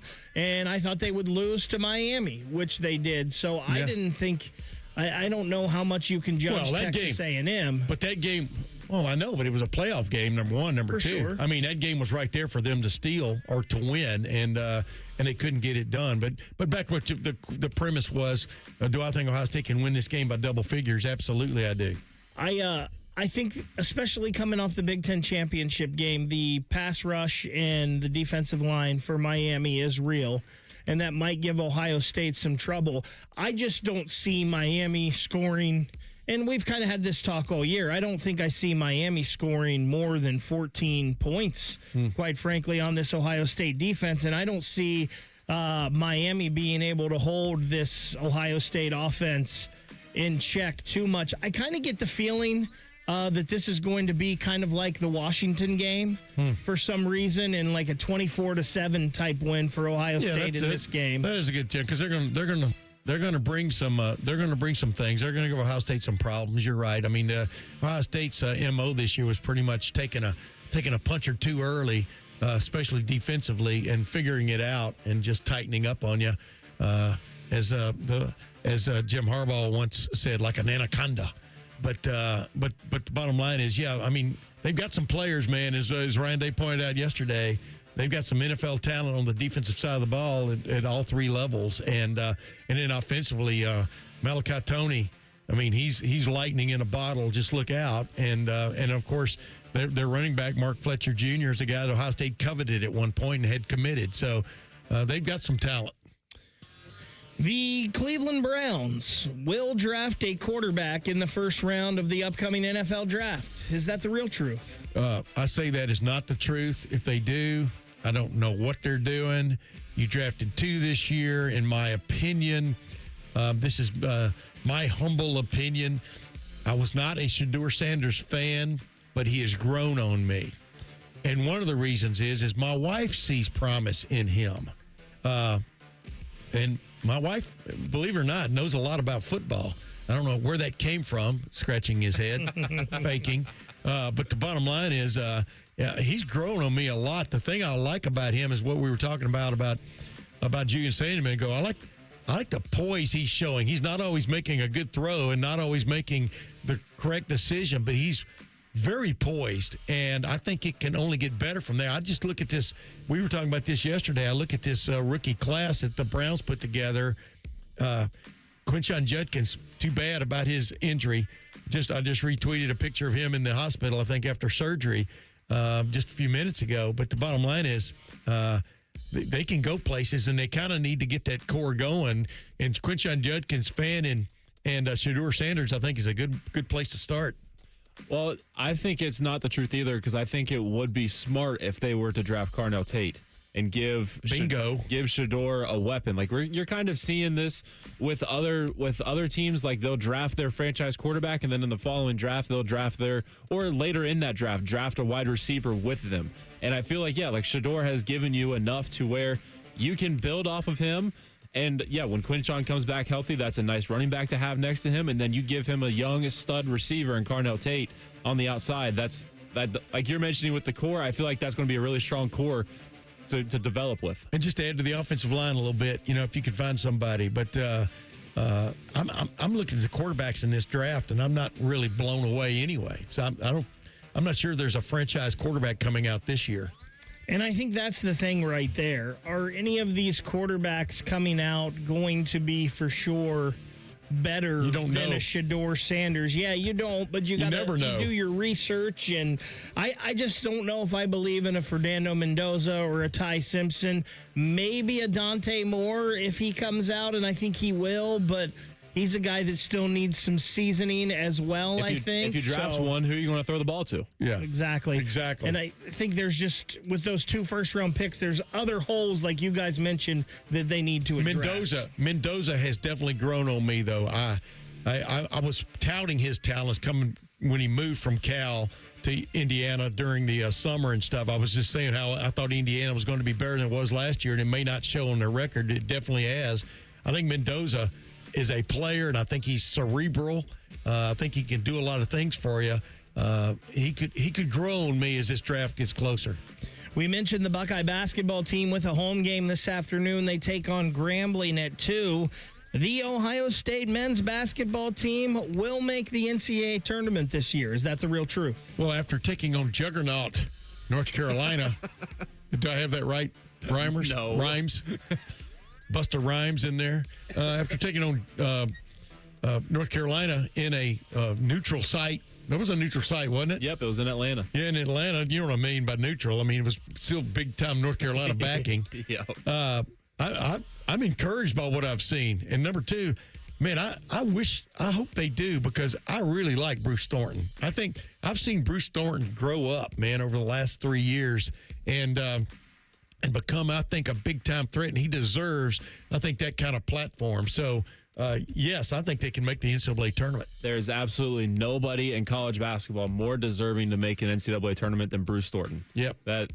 I think there's confidence that this team can, like you're mentioning, they fought back to come and have a shot to win it against North Carolina. They just ultimately couldn't get it done. They fought back against West Virginia and got the job done there. So they've shown great resiliency and tough situational games and come over the top in one of the 2. But I think there is some belief there. Like the front court, it still has some work to do, especially against some of the bigger teams in the Big Ten. Yep. But it is much improved than the previous years. Like Christoph Tilly is shooting a career high on 2%. On 2-point shots, I think it's like 62% or something like that. And I think Amari Bynum's been awesome, and he's going to continue to grow. So I think there's definitely some belief there, and I think they will get to the tournament. It sure would have been nice if they could have pulled off that win on Saturday over North Carolina, for one, to rub it in Jacob's face in there as he's wearing his Ohio State sweatshirt today because the Buckeyes are playing. But number 2, he's a hot water, cold water guy. We're neutral over here. That would have been a win that the selection committee at the end of the year could have circled for Ohio State and said, hey, they have this win. That's a data point to put them in over someone else. You can still circle it, though. I mean, because it was the way they came back and stuff, it was still a competitive big-time game against a big-time opponent. We said that about Kentucky last year, though. Like, that was a huge win given the circumstances. but then you didn't have the wins in January and February to back it up. Right. That's where it's really going to come down to, is if you're turning those losses that they were last year into wins. And January has been the month the past couple of years that has really been this Buckeye basketball team's Why is that, by the way? downfall. Because it gets really cold? That Big Ten physicality, that's where it's going to be interesting with this front court. You already hit the nail on the head. How they do. That is the challenge. Go ahead. I'm sorry. We'll get back to the Cotton Bowl coming up next. Mario Cristobal spoke as well. We will let you hear from the Hurricanes coach. It's Bishop and Friends on The Fan. We used to have a billboard with our host's face on it, but only ugly people work here now. You mama say you ugly, hey! The Fan, Ohio sports destination. Men, we hear it all the time. A man comes in to get his erectile dysfunction treated, and very soon thereafter, he tells us that his relationship is renewed. This is Jeff for Tri-State Men's Health, and you should know that ED doesn't just affect you, it also often affects your partner. They can feel undesired, unwanted, they may even feel like you don't love them anymore. At Tri-State Men's Health, we've successfully treated thousands of men for ED with protocols that have success rates as high as 90%, which means if you're like most men, we can get you back to the guy you used to be. You could even last up to an hour or more and find you're performing like you haven't in years. So call us today and give your partner the gift of renewed love. Your first visit is only $99 and includes blood work, a medical consult, and if medically advised, a test dose. And if that test dose doesn't work in our office, your visit is free. Call 800-900-9654 or go to tristatemenshealth.com. That's tristatemenshealth.com. We have 2 convenient locations in the area to serve you in Hilliard and Westerville. Tri-State Men's Health, a Promenic restorative health practice. They're trained. They're fired up. Let's do it. When you need heat, they can't be beat. They're Ohio State's undefeated heating and cooling team. For plumbing, drain, heating, and cooling, there's only one team. The Waterworks. Better care, better value, better results. Call the Waterworks at 614-232-2222 or visit them online at thewaterworks.com. A proud sponsor of Ohio State Athletics. This is Ryan Krieger, and at Krieger Ford, we know life's busy. Let us handle your car care. Enjoy our convenient pickup and delivery service, or have our technicians come to you with our mobile service van. It's fast, easy, and hassle-free. Schedule your appointment today, only at KriegerFord.com. From moving compliance targets to shifting regulations, the pressure to stabilize is growing. At Plant Moran, we help you meet complexity with confidence. We cut through the noise and give you the tools to act, ground your planning in insights, and tailored tax strategies from senior specialists so the next step you take is on solid footing. Don't chase stability, lead with it. Plant Moran. Stability, period. At Giant Eagle, we're here for the holidays because it's time to break out the family recipes. Because your get-togethers bring everyone together. Giant Eagle is helping bring the holiday magic home because it matters. In the old days when people lived to be 40, you only had one option for listening to your favorite show. But now, ooh, baby, radio, podcast, the Fan app, and YouTube, ooh, just to name a few, live or on demand. You have no excuses. The Fan. Do you hate holiday pictures because of your teeth? What if a brand new smile was possible? No matter what the current state of your mouth. Welcome to Runyon Dental Group, home of the Implant and Smile Center, where gorgeous, healthy smiles become a reality. At Runyon, we've built a team of some of the most highly trained arch and implant doctors in the entire nation. This isn't an ordinary dental practice. We believe that everyone can have a great smile. Including you, especially you. Your new smile is waiting at Runyon Dental Group.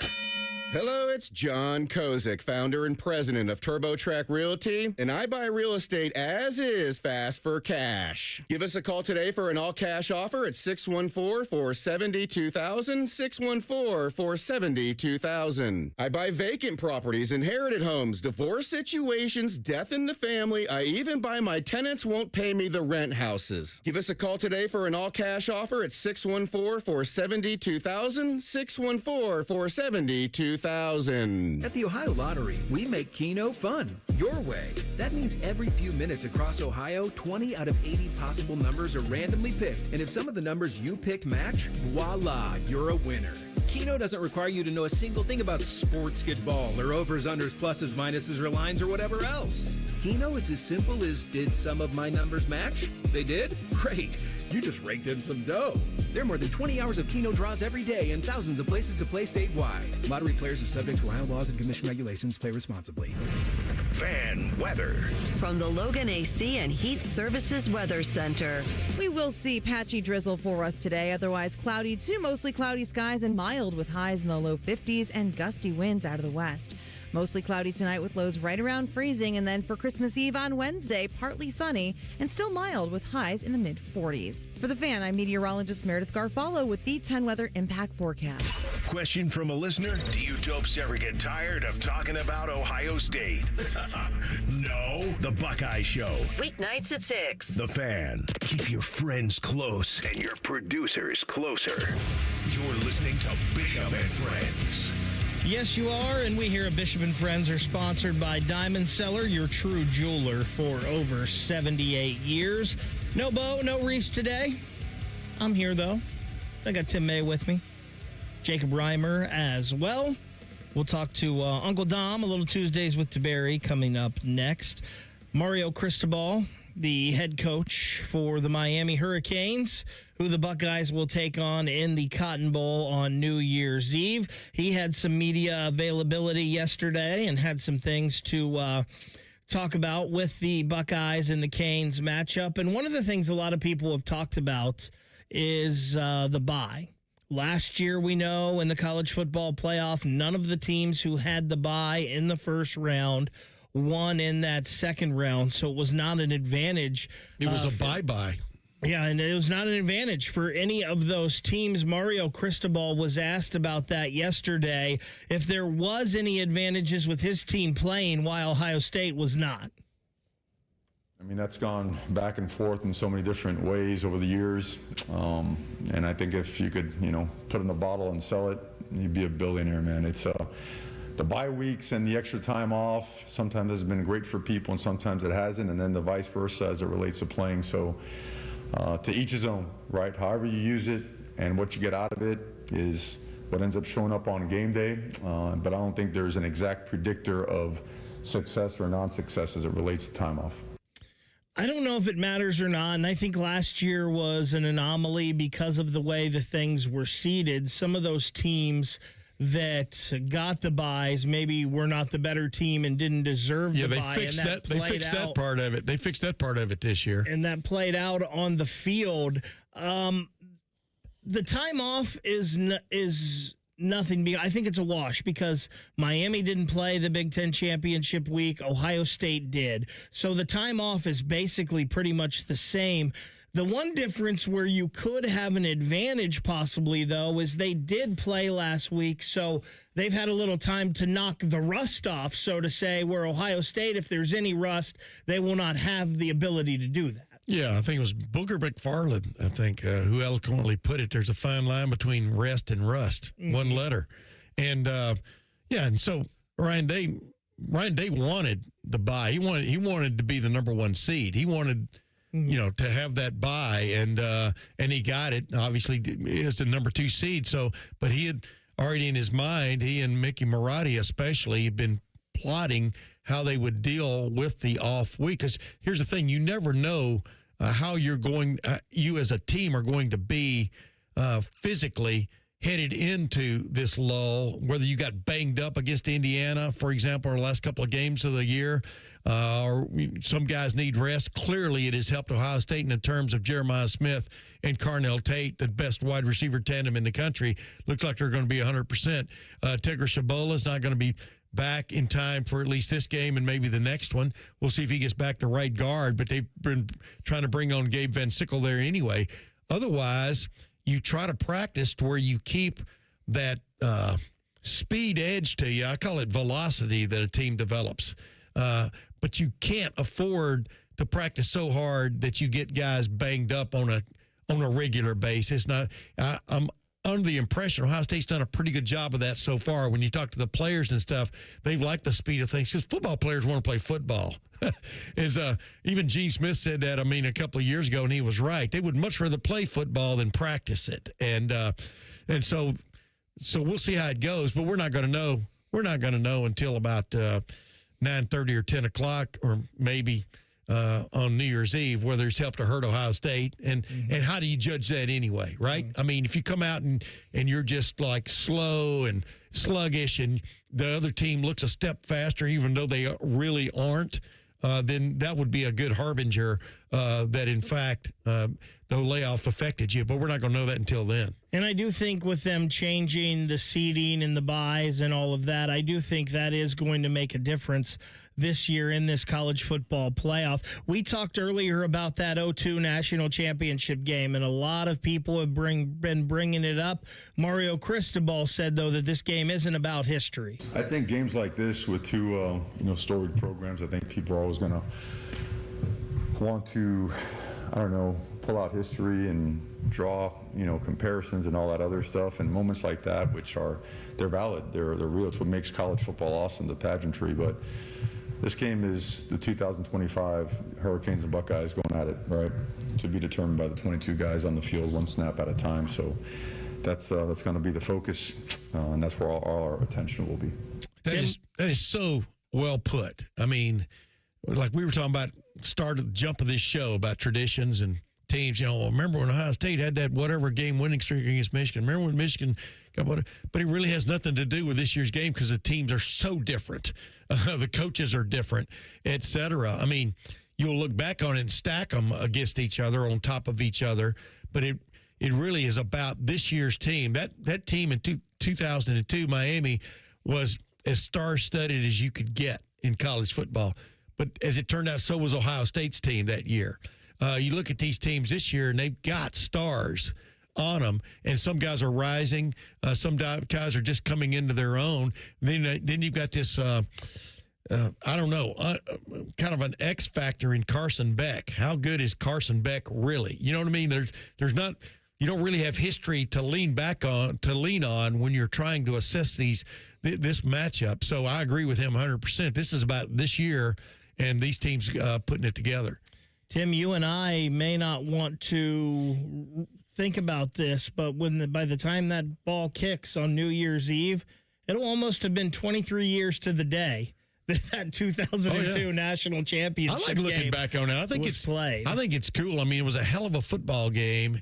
And I remember I love looking back on it. Back then, though, the talk was about expanding the playoffs to like 4 teams, and then maybe more than that. And I just remember writing a story, quoting quite a few people, is that game was played at such an intensity. I can't imagine playing 3 games like that in a row. Mm-hmm. Then I watched it last year happen.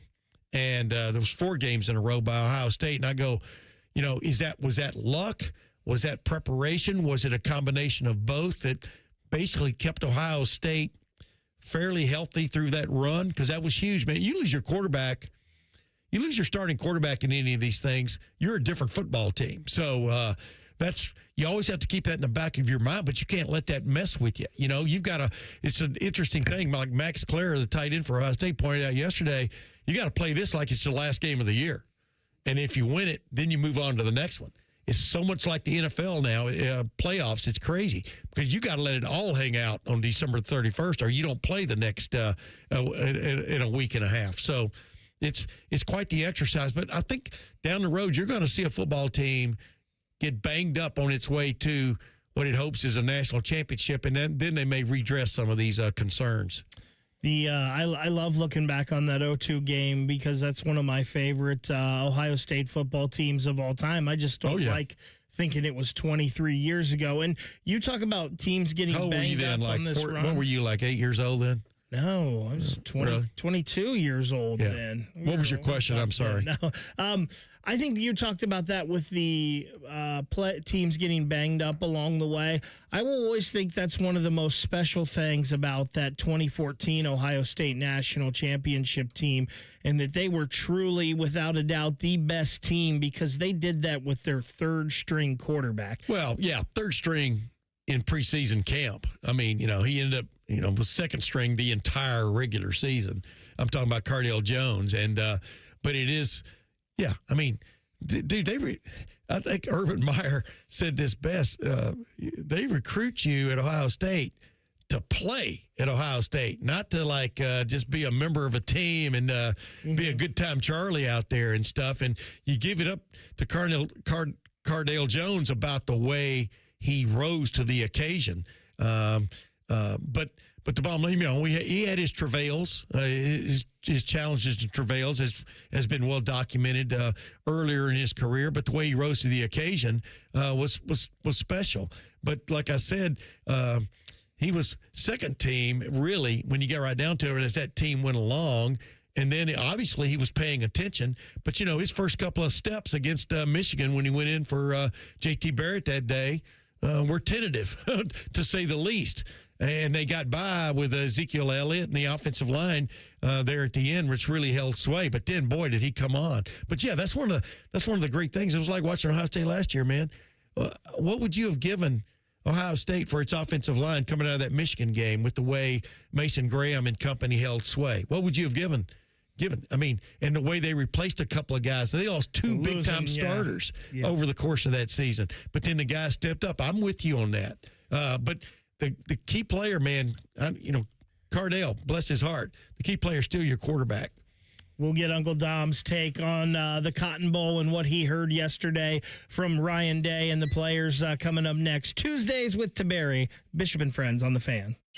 This Christmas, get a bonus AI Essentials course when you enroll in any My Computer Career IT program by the end of the year. That's a $3,900 value. Attend classes online or on campus. Enjoy lifetime job placement support and IT certifications in high demand. Go to mycomputercareer.edu today and take the free career evaluation. That's mycomputercareer.edu, an elite CompTIA certification partner. Conditions apply to AI offer and financial aid is available to those who qualify, including the GI Bill. Hey, it's Anthony, and it's Happy Honda Days at your main Honda of Dublin. What am I going to give you? How about rates as low as 0%? You want no payments for 90 days? You got it. Do you have a trade-in? I'll make sure Rich gives you an extra $1,000 for your trade. Yep, an extra $1,000. Or I'll slide you right into a brand new Honda with leases starting from only $239 a month. Happy Honda Days right now at your main Honda of Dublin on Sawmill Road, just south of 270, or online at yourmainhondaofdublin.com. Last-minute holiday gifting is a good deal better at Meijer. Bring more joy to everyone on your list with last-minute deals on must-haves like select Lego playsets now 30% off.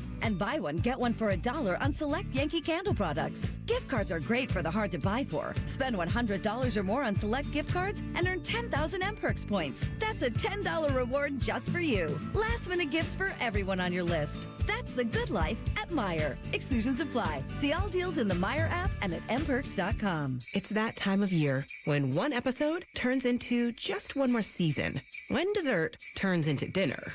And time doesn't exist until the clock strikes midnight. Wait, what time is it? It's time to finish strong. At Planet Fitness, we're not waiting for the new year to give it everything we've got. Enjoy 24-hour access at most clubs when you join for $1 down, $15 a month, cancel anytime, and pay nothing until January 17th. Deal ends December 31st. Planet Fitness. We're all strong on this planet. See club for details. The Fan Guest Hotline is sponsored by Federal Elite Heating and Cooling and Bryant. Doing whatever it takes to keep you and your home comfortable. The Fan. Bishop and Friends present Tuesdays with Tiberi. Sponsored by Dr. Mark Levy. If you're snoring and not sleeping, call Dr. Mark Levy today at 1-800-MORE-SLEEP. We do it every Tuesday at this time. We head out on the Bryant Heating and Cooling Systems Fan Guest Hotline and talk to 10 TV's Dom Tiberi. Dom, how is has the cooking commenced already at your house? We're getting ready to roll. We are making lasagna, homemade spaghetti, Italian chicken. Yeah, so I got about 23 pounds of meat.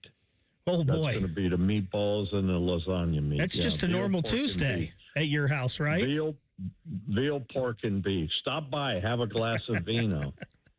I may do that, You're more Dom. than welcome. Dom, this is Tim May. I may do that if I get the chance, man. I've got a jam-packed Tuesday going on. But by the way, Dom could make a living as an Italian chef.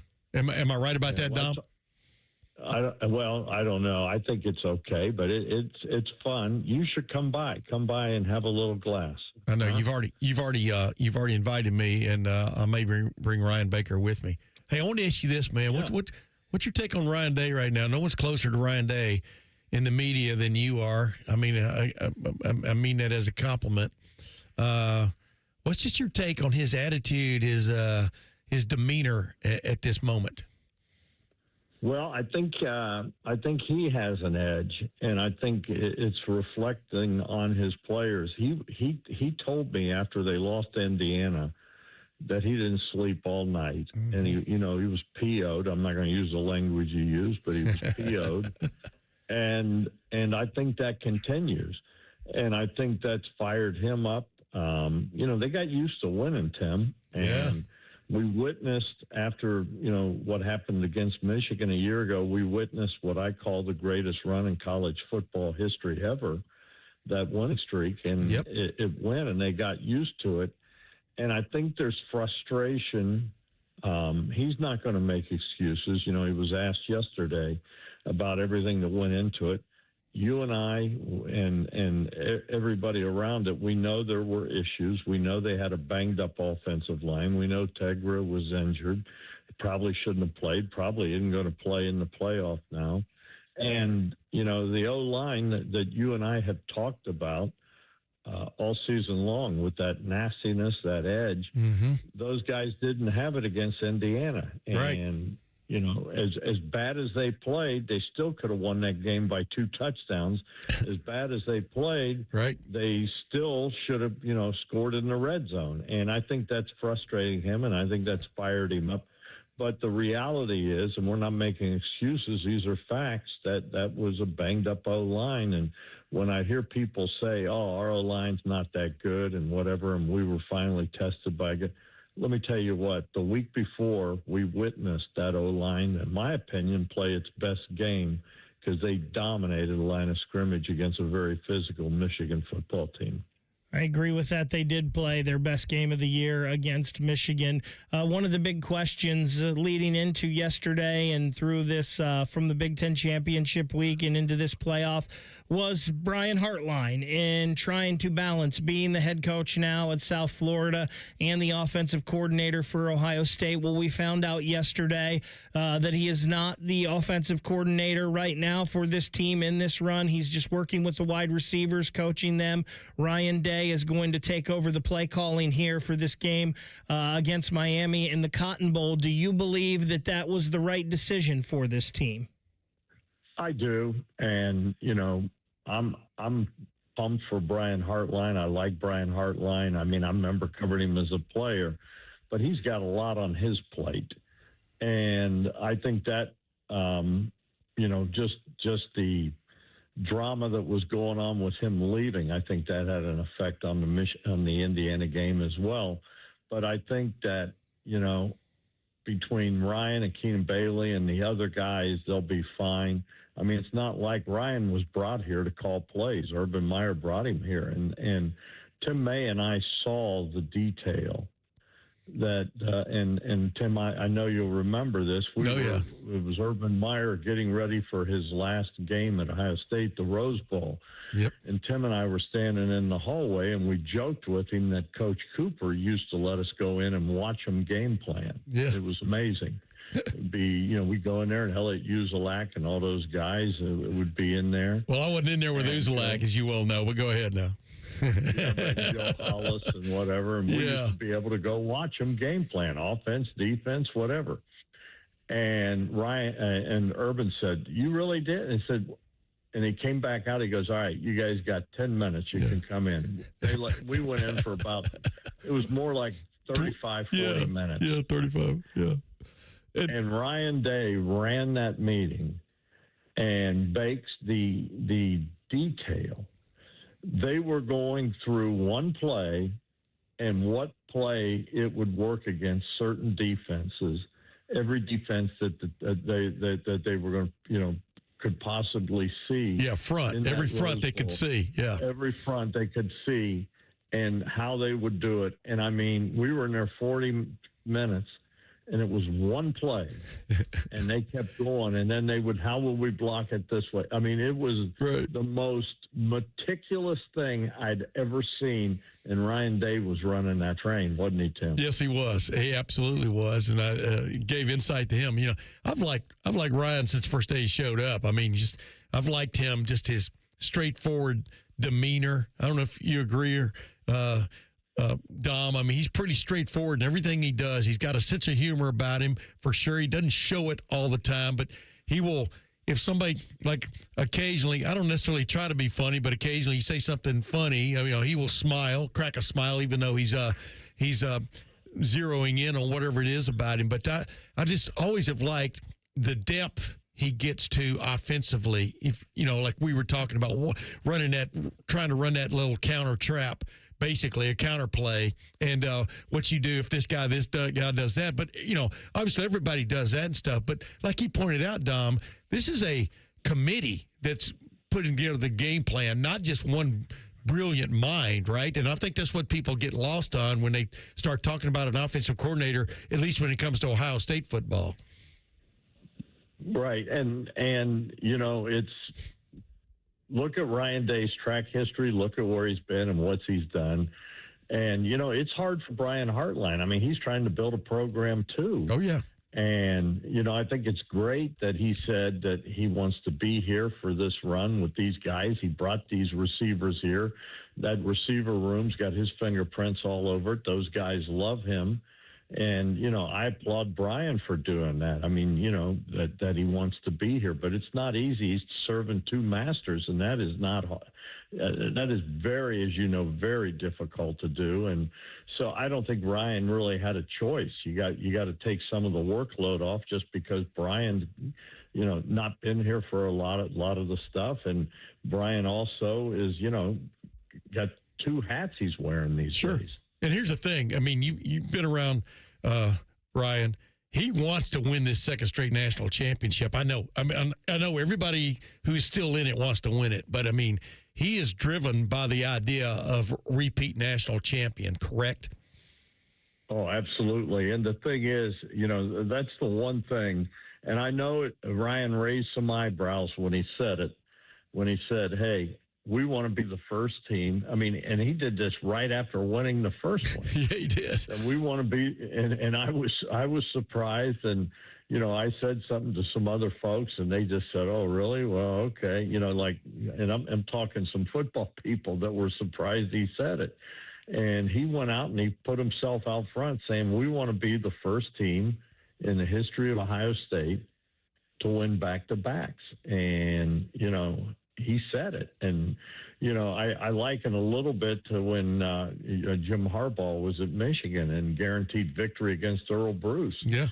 And, you know, Bo Schembechler said, well, he said it. Now we got to go back him up. Well, you know, his players, you know, the one thing that I will say about Ryan Day is the players have his back. They love that guy. Mm-hmm. And, you know, I think part of it, Tim, came from that all players meeting because he did that. He opened up and you know, and we don't know for sure what was all said in there. You know, there's been a lot of speculation and everything, but the fact that he did it and the fact that he owned it resonated with those kids. And, you know, between him and then I see a guy like Matt Patricia, Tim, we've seen that, the relationship these coaches have with these players. Mm-hmm. Matt Patricia, after practice, just sits around and jokes with all his guys. And, you know, that means volumes to these kids. And these are good kids. And as Coach said, you know, knock on wood, he's not worrying about them getting in trouble because, you know, these guys have big goals.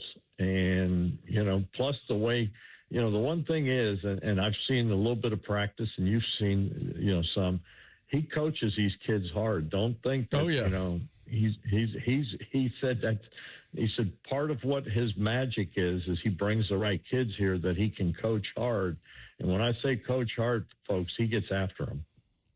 Dami, I'm glad you guys talked about back-to-back national championships. Obviously never done here before. All of us were around for 02 and 14 and last year. last one here for you, could you even imagine what that would be like if they get that done and win back-to-back, what it's going to be like in this city? It'd be absolutely, unprecedented. I mean, you think about how great Woody Hayes was and some of the great teams he had, and he never won back-to-back. Urban Meyer won 2 national titles at Florida, but only got 1 here. Probably should have had a better team probably in 2015. It's hard to do. Yep. It's not easy to do. I mean, that team in 2015 probably was a better team. You think about Tress's being able to, play for multiple national titles and, only got 1. But, to go back to back, that is hard. And, I said it before and I'll say it again. Ryan Day had the magic formula a year ago. And people go, does he have it? I said, well, he knew what it took a year ago, but this is a totally different animal. It's different players. And they got to go make their own history. And that's something he said from the get-go. We're taking down the stuff. And he's absolutely right. I remember the first time I heard him say, we're not defending anything. We won the national title. They're not taking that away. That's done. That's over. And I love the fact that that's the way he took that. The one thing I know this, Bakes, and Tim sees it every day, Ryan Day is very calculated. Everything he does has been figured out and worked on. I mean, he leaves nothing to chance. There's a little bit of he's quite a bit like Jim Tressel. Well, they were all, but Jim Tressel. Oh, yeah. I used to joke, Jim Tressel knew what kind of laundry detergent they were using. I mean, he knew everything. Detail. Ryan Day, every move. I mean, it is the details, and all the great ones have it. I mean, Urban had details. These guys, but Ryan Day is at a different level, and it's going to be fun to see. Are they going to repeat? I think they're the favorites. Vegas thinks they're the favorites. I think they definitely can do it. But, I thought they'd beat Indiana, too, and they should have. But that's right. Weird things happen. Weird things can happen. The ball is an oblong spheroid, which means it doesn't always bounce the way you think. Dom, I think I heard that oven ding. It must be preheated. That means your time to get over there and start cooking. Tim and I will be done at noon, so we'll see you soon. All right. Happy Christmas, everyone. Love y'all. It's Tuesdays with Tiberi, Dom Tiberi on the Bryan Heating and Cooling Systems Fan Guest Hotline. We'll hit Thing or Not a Thing coming up next. It's Bishop and Friends on the Fan. Progressive Insurance. Not only does Progressive let you bundle your insurance, they also give you round-the-clock protection. Get a quote today at progressive.com.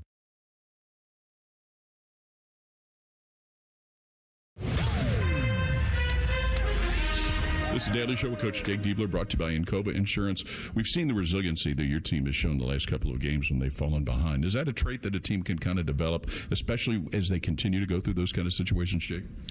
I think so, but it's also something you can recruit, something you identify in the guys you bring in, and it's a pillar really of who we are as a program. So we fight all the way to the end, and we play tough, we play with urgency, and I think in those moments, it's kind of who we are. So I'm not surprised that this team has done it because of the guys we recruited, and it's something we work on every day. And you've taken care of the ball the way you have. Only 6 turnovers in the last game. Does that kind of help when you're trying to do that? Yeah, absolutely. I mean, it's becomes a numbers game to some degree as far as possessions, and you certainly don't want to waste them. And we've done a good job taking care of it. It's going to be a huge challenge for us in our next game. Our next opponent does a great job of turning teams over. So, Bruce has obviously led the way for us in that regard, and needs to continue to do so. Give another comment in just a moment. Hi, I'm Archie Griffin, 2-time Heisman Trophy winner. The right coverage can be a game changer, both on and off the court. That's why Encova Insurance and their local independent agents are prepared for what's next and protect what matters most to you. Whether that's your home, car, business, or family, Encova's got your back with a policy that fits you perfectly. With local independent agents in your neighborhood and innovative insurance products that can be tailored to fit your unique needs, Encova's playbook is an easy win for your peace of mind. Basketball is full of challenging shots, and life can be too. With Encova, you don't have to do it alone. Your expert agent will guide you and provide insurance solutions so you can confidently manage your risk and count on a financially secure future. For auto, home, and business insurance, you want Encova on your team. Visit Encova.com today to find an agent near you. Encova is a proud sponsor of Ohio State Athletics. Go Bucks! This is the Ohio State Sports Network, presented by the Ohio State Wexner Medical Center, the team physicians for Ohio State Athletics. Jake, as your team gets ready to take on Grambling State, what's kind of the thoughts you have about them as they come in for this game? Well, offensively, we got to really protect the ball. We got to protect the ball. We got to play through the paint. Those two things are going to be important. We got to get on the glass. It's going to be important. And then defensively, we got to protect the paint. You know, they do a really good job. They're disruptive defensively. So part of our defense is taking care of the ball. And then when we get down on the other side, we got to protect the paint. We got to know personnel at a high level because they got some guys who are shooting the ball really well. And listen, they got a really dynamic freshman who's playing at a high level. So they're a good team. They're a good team, and we got to be ready, to play our best version of Ohio State basketball. Okay, that's the Ohio State Sports Network from Learfield. Toyota Thon is on, and there's no better way to get in the spirit of the season than with a new Toyota, like the best-selling Toyota Camry. Now through January 5th, get 4.75 APR financing on remaining new 25 Camrys, or lease a new 26 Camry LE for $269 a month for 39 months with $36.99 due at signing. With approved credit through TFS, tax, title, and license extra. Call 1-888-36-TOYOTA for details, or go to toyota.com. Toyota, let's go places. 'Tis the season to be hungry at Roosters. That's why for every $50 spent on Roosters gift cards, you'll receive a $10 Rooster Buck back in your stocking. May your holidays be filled with friends and family, love and laughter, and of course, Roosters Wings. Go to roosterswings.com today or drop by any Roosters location to purchase your $50 holiday gift cards and receive a $10 Rooster Buck in return. Happy holidays from all of us at Roosters. Roosters, a fun, casual joint. Common Man here for Germain Nissan. You'd have to be crazy not to consider a Nissan from Germain Nissan, especially this month during their annual final sale, where every car's been marked down to the lowest possible price. Plus, with Germain's $1,000 price promise, no one will sell you a Nissan for less. J.D. Powers ranked Nissan #1 in customer satisfaction among mainstream brands. No credit, bad credit, Germain Nissan can help you get in a car today. Germain Nissan, 4300 Morse Road, GermainNissan.com. They're trained. They're fired up. Let's do it. When you need heat, they can't be beat. They're Ohio State's undefeated heating and cooling team. For plumbing, drain, heating, and cooling, there's only one team. The Waterworks. Better care, better value, better results. Call the Waterworks at 614-232-2222 or visit them online at thewaterworks.com. A proud sponsor of Ohio State Athletics. Bishop and Friends is sponsored by Diamond Seller, your true jeweler for over 75 years. The Fan, Ohio sports destination. The uncle you never knew you had. The friends you kind of wish you didn't. This is Bishop and Friends. Coming up at the top of the hour, gonna hit a lot of NFL. We'll do the NFL Blitz from last week as the NFL week wrapped up last night with Monday Night Football. Then we will try to beat the house as well, as we've got games on Christmas Day and best of shows the next 2 days. So Rhyme Time and Tim May will try to beat the house. Right now, though, thing or not a thing? Thing or not a thing? Sponsored by Billiards Plus. Find your next grill and everything you need for the master griller. Billiards Plus on Dublin Center Drive in Dublin. The Kansas City Chiefs announced on Monday that they will be leaving Arrowhead Stadium, their longtime home venue that's on the Missouri side of Kansas City, for a new $3 billion dome stadium that will be built across the Kansas-Missouri state line and will be ready for the start of 2031. The announcement came shortly after Council of Kansas lawmakers voted unanimously to allow for sales tax and revenue bonds to be issued to cover up to 70% of the cost of the stadium and accompanying mixed-use district. The bonds, which are estimated to be around $2.4 billion, will be paid off with state sales and liquor tax revenues generated in a defined area around the stadium. Chiefs owner Clark Hunt said that the family will commit $1 billion in additional development and funds.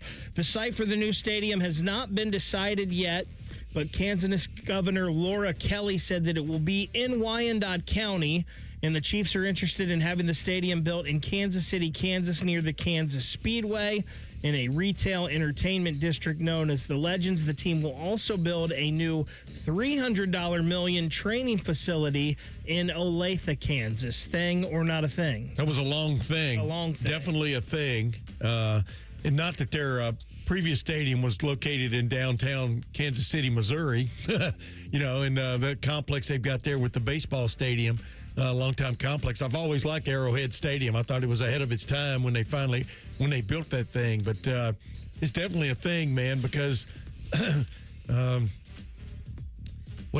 it's definitely a thing in terms of, number one, they probably do need a new place finally, and number two, it shows how much when private and government or whatever work together, private and state work together, what you can bring to a certain area. But that's a wide open kind of area from what I've been able to tell just from flying over where Kansas Speedway is. So the development's kind of like what the Browns are trying to do with their move and stuff, and so many things are tied into it. They got to really set the ball in motion for those things. With Jerry Jones down in Dallas when they moved to Frisco. Have you ever been to the Star in Frisco? I'm not. Okay, but I mean, now it's like shopping, all kinds of things around it and stuff. It's a destination unto itself. So I would say it's a thing. It's a really big thing, and it shows the can attitude of Kansas. Yeah, I think it's a big thing, too, just because, I feel like just the past decade or so, Arrowhead Stadium has become an iconic, not iconic, but like a big-time NFL venue because of all the high-level football that's been played there and meaningful football that's been played there. And I'm kind of sad that knowing that it's going to be going away at some point. And I can guarantee you that there's going to be a Final Four and a national championship in college basketball played in this new stadium 5 years after it's opened. So it's interesting. My best friend lives in Kansas City, and I was just out there a week and a half ago. I know. And this is a big thing out there. I don't think people understand the rivalry that is Kansas City with the Kansas and Missouri side of things. Mentioned that yesterday with Kansas and Missouri basketball. Yes. Like they hate each other. Yes, and how huge this is out there right now, and how Missouri is already putting together things to try to fight this and keep Arrowhead where it is. The people out there kind of seem to think, as of just like 10 days ago, that the baseball stadium was going to move into a new spot in towards Kansas side of downtown Kansas City, but that Arrowhead was going to stay and they were going to renovate all of that. Obviously, that's not the case. And like I said, I don't know if people here in Columbus, Ohio understand how big of a thing this is out in Kansas City right now, because those two, that state line, they hate each other over Border there. war. That is for sure. Yeah, but at least now people don't have to carry. Kansas City, is that in Missouri? It will be weird, though, with the Chiefs not being at Arrowhead, because that's been such a iconic stadium and venue and atmosphere. But I understand why they're doing it, and I understand why the state of Kansas is bending over backwards to do it, and the city of Kansas City, Kansas, is definitely involved. So, time marches on. We will blitz the NFL weekend coming up next. It's Bishop and Friends, 97.1 The Fan. An encyclopedic knowledge of sports and other random things you may or may not care about. I think I found my mentor. Rockman and Ice. Weekdays from noon to 3. The Fan. Dormar, you're kind of hero. When your furnace or air conditioner is broke, we come out that same day. Dormar, home the Tin Man. Fall is a season of change, and Hinderer Motor Company is turning over a new leaf with big savings. This is Justin Hinderer. Right now, any one of our participating locations is paying up to $3,500 over Kelley Blue Book value. That's right. Drive in your current vehicle and leave with one of ours today. Don't wait. The leaves are falling and so are the prices. At Hinderer Motor Company, we love what moves you. Looking to launch a career in the skilled trades but don't know where to begin? Part-time service in the Ohio Army National Guard can help. You can kickstart your career by enlisting in one of our many trades-based jobs. Get paid to learn these skills and gain on-the-job training when you report to your unit 1 weekend a month or 2 weeks in the summer. To learn how the Guard can pay for your civilian trade certification, visit nationalguard.com/OH. Sponsored by the Ohio Army National Guard in coordination with the Ohio Association of Broadcasters and this station. Hey, it's Berm. I said I'd tell you my weekend results, so here it is. My first Awaken 180 weigh-in, I'm down 10.2 pounds and 3.6% body fat. That's fat, not muscle. If weight loss is your New Year's resolution, imagine starting like that. Awaken 180 works. Awaken180weightloss.com. I'm back to doing what I love and more. Thanks to the Good Feet store. Visit the Good Feet store on Polaris Parkway near the Polaris Mall or on Stringtown Road in Grove City. Walk-ins are always welcome. Ever wonder where your go-to maintenance person gets the metal products they need to fix yours and everyone else's problems? The best in the business go to Metal Supermarkets for their wide variety of metal products and shapes to tackle projects from simple to complex. Metal Supermarkets is your source for all metals cut to size and ready fast. No minimum order with maximum service. Visit the family-owned franchise on North Wilson Road or at Columbus at metalsupermarkets.com. Before you buy a diamond, visit Diamond Seller, because not all jewelers are created equal. Hi, it's Alex Johnson from the Diamond Seller. For over 78 years, we've set the standard for craftsmanship, service, and value. Our in-house jewelers and gemologists work together to ensure every diamond is as brilliant as the person you love. All backed by our guaranteed best price. We don't just sell rings, we build relationships that last generations. So this holiday, before you say yes, make sure it's with the jeweler that's been trusted for over 7 decades. Visit Diamond Seller today. Great Lakes Hyundai. The savings are so good. These savings are so good. Right now, get low lease payments on every model, like a new 2026 Elantra SE for just $119 a month for 24 months. Plus, get owner assurance and America's best warranty. A 10-year, 100,000-mile powertrain coverage. Go now. Columbus or Dublin or glakeshyundai.com. With approved credit, $39.95 down plus taxes, fees, first month payment, 12K miles per year, ends 1/2/26. Dormar, your kind of hero. Hey guys, you've heard of TRT, but you have no idea what testosterone can do for you. Once you start treatment, you'll wish you had done it sooner. All the guys I know go to Synergenics and Low T Center for TRT. The test is free, not hundreds of dollars. The testosterone is pure, not compounded. Guys feel full of energy, not like they're still waiting for it to kick in. Get in now for your free TRT test. No appointment necessary before 10 a.m. or book ahead at fixmylowt.com. Broadcasting from the Lindsay Honda Studios. Honda makes the cars. Lindsay makes the difference. Visit lindsayhonda.com. WBNS-FM, HD1 Columbus. Good morning, I'm Ryan Baker. The Columbus Blue Jackets got 3 power play goals last night, and they beat the Los Angeles Kings 3-1. Newly acquired Mason Marchment scored 2 of those goals. Kirill Marchenko got the other. The Jackets are now off until Sunday. They'll host the Islanders at 5. Brock Purdy, what a game for him on Monday Night Football. He throws for 295 yards and a career-high 5 touchdowns. The San Francisco 49ers beat the Indianapolis Colts 48-27. The 19th-ranked Ohio State women's basketball team has won 9 straight. They beat Western Michigan 95-47 last night. And the Ohio State men's basketball team hosts Grambling at 2. The fan warm-up show comes your way at 1. This one's sponsored by the Waterworks and Header Plumbing, Drain, Heating, and Cooling. Together to serve you better. Schedule today at thewaterworks.com. Breaking sports news as it happens on The Fan, Ohio's sports destination. First Friday miracles are always better with Uncle Bo. This is Bishop and Friends. Final hour of the program on this Getaway Tuesday edition of the program. No shows tomorrow or on Christmas Day for us. Well, I guess that's not true. No live shows. We will have best of shows for you on your Christmas Eve and Christmas holiday. Right now, it's time to blitz the NFL weekend. Chip and Friends present NFL Blitz. Sponsored by Monogram Homes. Go custom. Go Monogram. Visit monogramhomes.net to start building. Jacob, rhyme time. We will start it off with you. I believe I had that. What did you have in the NFL weekend? I believe that I had Joe Burrow and the Bengals would carve up the Dolphins. What, Tim? Did I steal yours? I had that also. I was waiting for the, leading the Ewers to the slaughter. 45-21 win, and Joe Burrow threw for 309. Kind of got locked back in after the comments he made throughout the week with the media that was just turning a lot of heads. Like, Is he okay? What's all this? And then he just went out there and carved up the Dolphins. Clinic. He put on a clinic. That was mine, so I'll just enhance it. I was impressed by the clinic.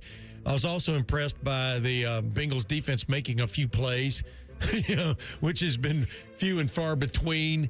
But then I considered also what they were going against. But that was mine also, Bake.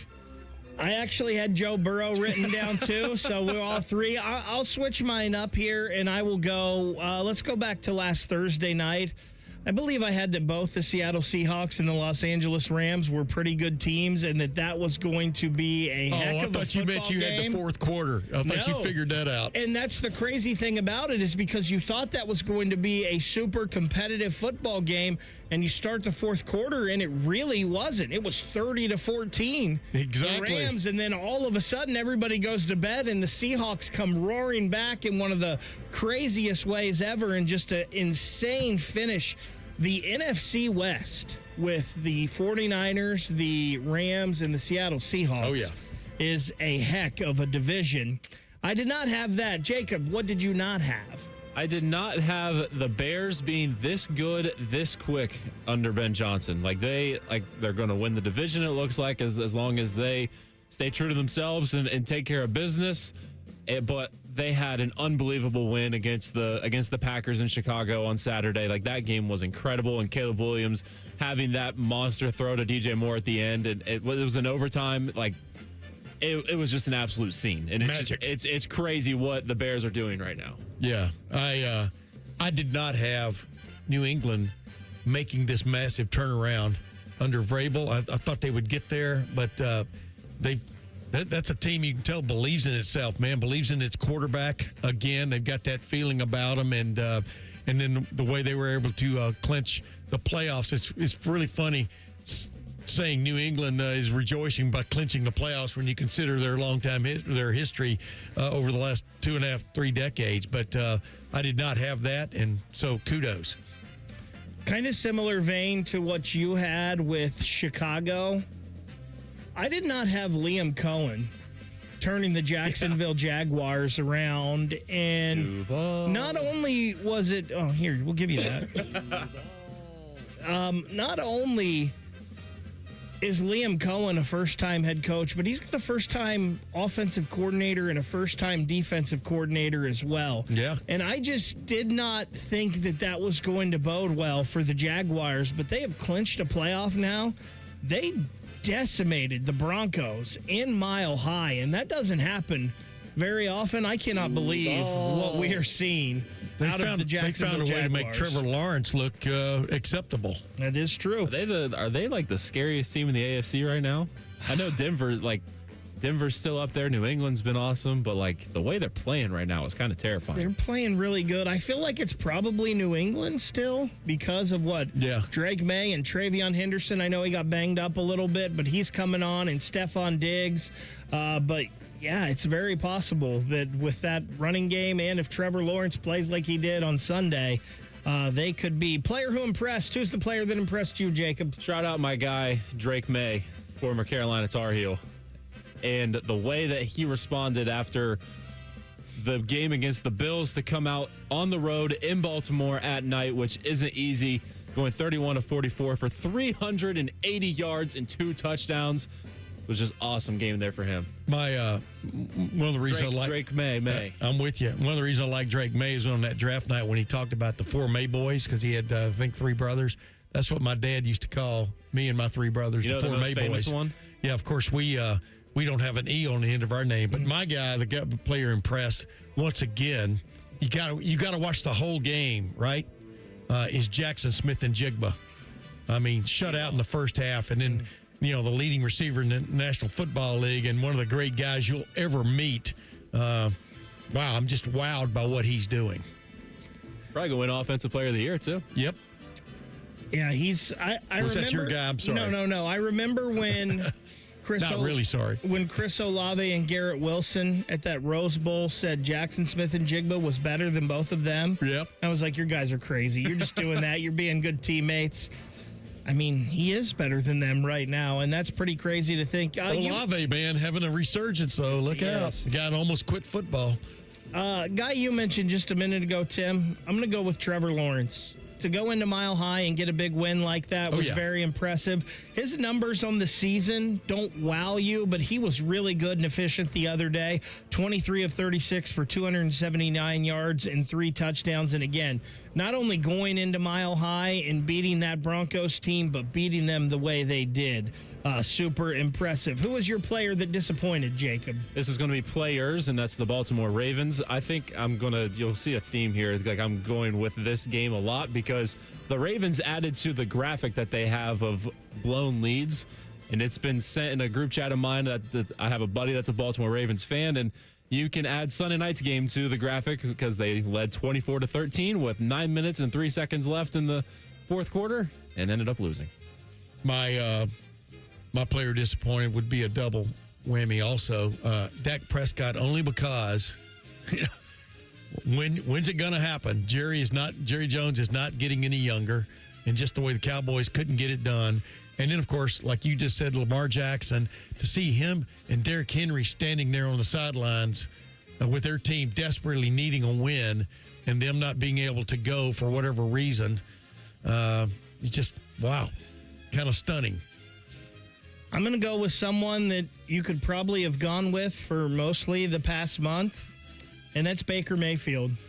In a game where you had to win, and Baker wasn't terrible in this. The numbers aren't crazy, 18 of 26, 145, and a touchdown, but a really, really bad pick, a game where you need your quarterback to step up and make a play, to get a win for you, to help solidify a playoff spot.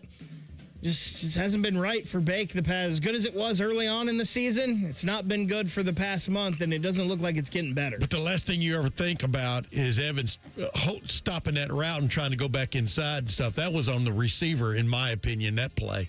I'm the one I'm thinking of. That was a poor choice by the wide receiver. And when you let the ball go and then the guy's going another direction suddenly, you're going to look like a fool. Bud Kilmer, honorary head coach of the week. Jacob, who you got? I will go with Mike Vrabel because, like you were mentioning earlier, the turnaround that he's had with them. But it's more on the fact that they blew the game against Buffalo, and to get your guys to regroup in a very tough atmosphere against a desperate team that needs a win, and you're trailing by 2 scores in this game in the fourth quarter, to come back and win this game is very impressive.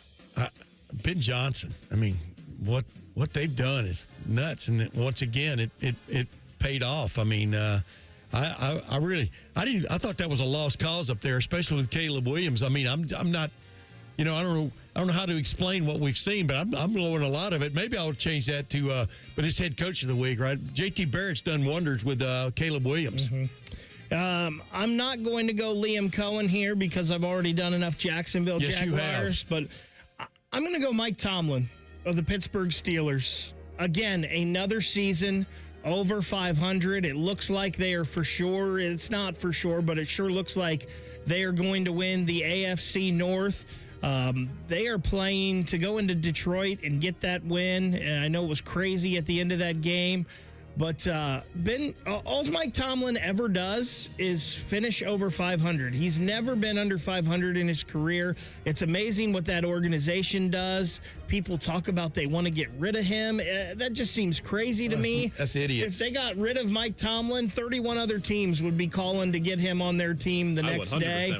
100% would. The run of success that he's had is tremendous. Yeah, that's a good call on that. And number 2, what a division. I mean, they're going to win the division, aren't they? Yeah.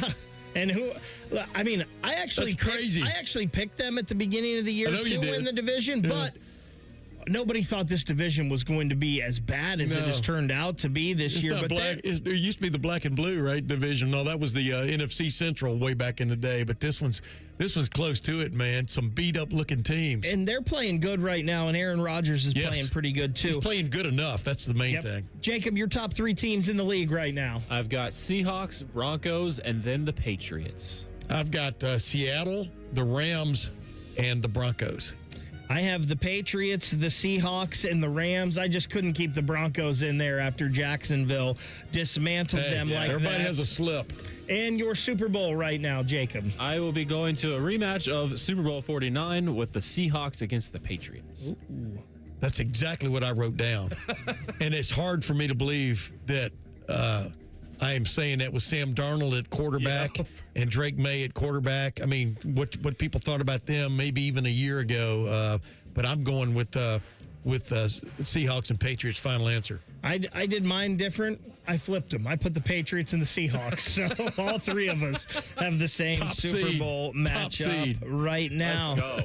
Tim and Jacob, Bo and Eric were really good last week. You guys are going to have to be really good this week to top them and beat the house. That's next. It's Bishop and Friends, 97.1 The Fan. We have so many local shows, I can't fit them in a 10-second promo. So let's just say we're live and local all damn day. The Fan. Okay, Santa, pre-flight checklist time. Nice list? Check. Naughty list? Check. Meyer shopping list? Oh, Blitz and spells. All good. I've got the Meyer app right here. Okay, let's see. Sugar, spice. Gingerbread is nice. Candy, ham, crackers. Boy, Meyer has fa-la-la-la low prices on it all. And a few dozen cookies, just to be safe. Good call, big guy. Order sent. Just in the Saint Nick of time. Bring more good to life with the seasonal savings at Meijer. Do you hate holiday pictures because of your teeth? What if a brand new smile was possible? No matter what the current state of your mouth. Welcome to Runyon Dental Group, home of the Implant and Smile Center, where gorgeous, healthy smiles become a reality. At Runyon, we've built a team of some of the most highly trained arch and implant doctors in the entire nation. This isn't an ordinary dental practice. We believe that everyone can have a great smile. Including you, especially you.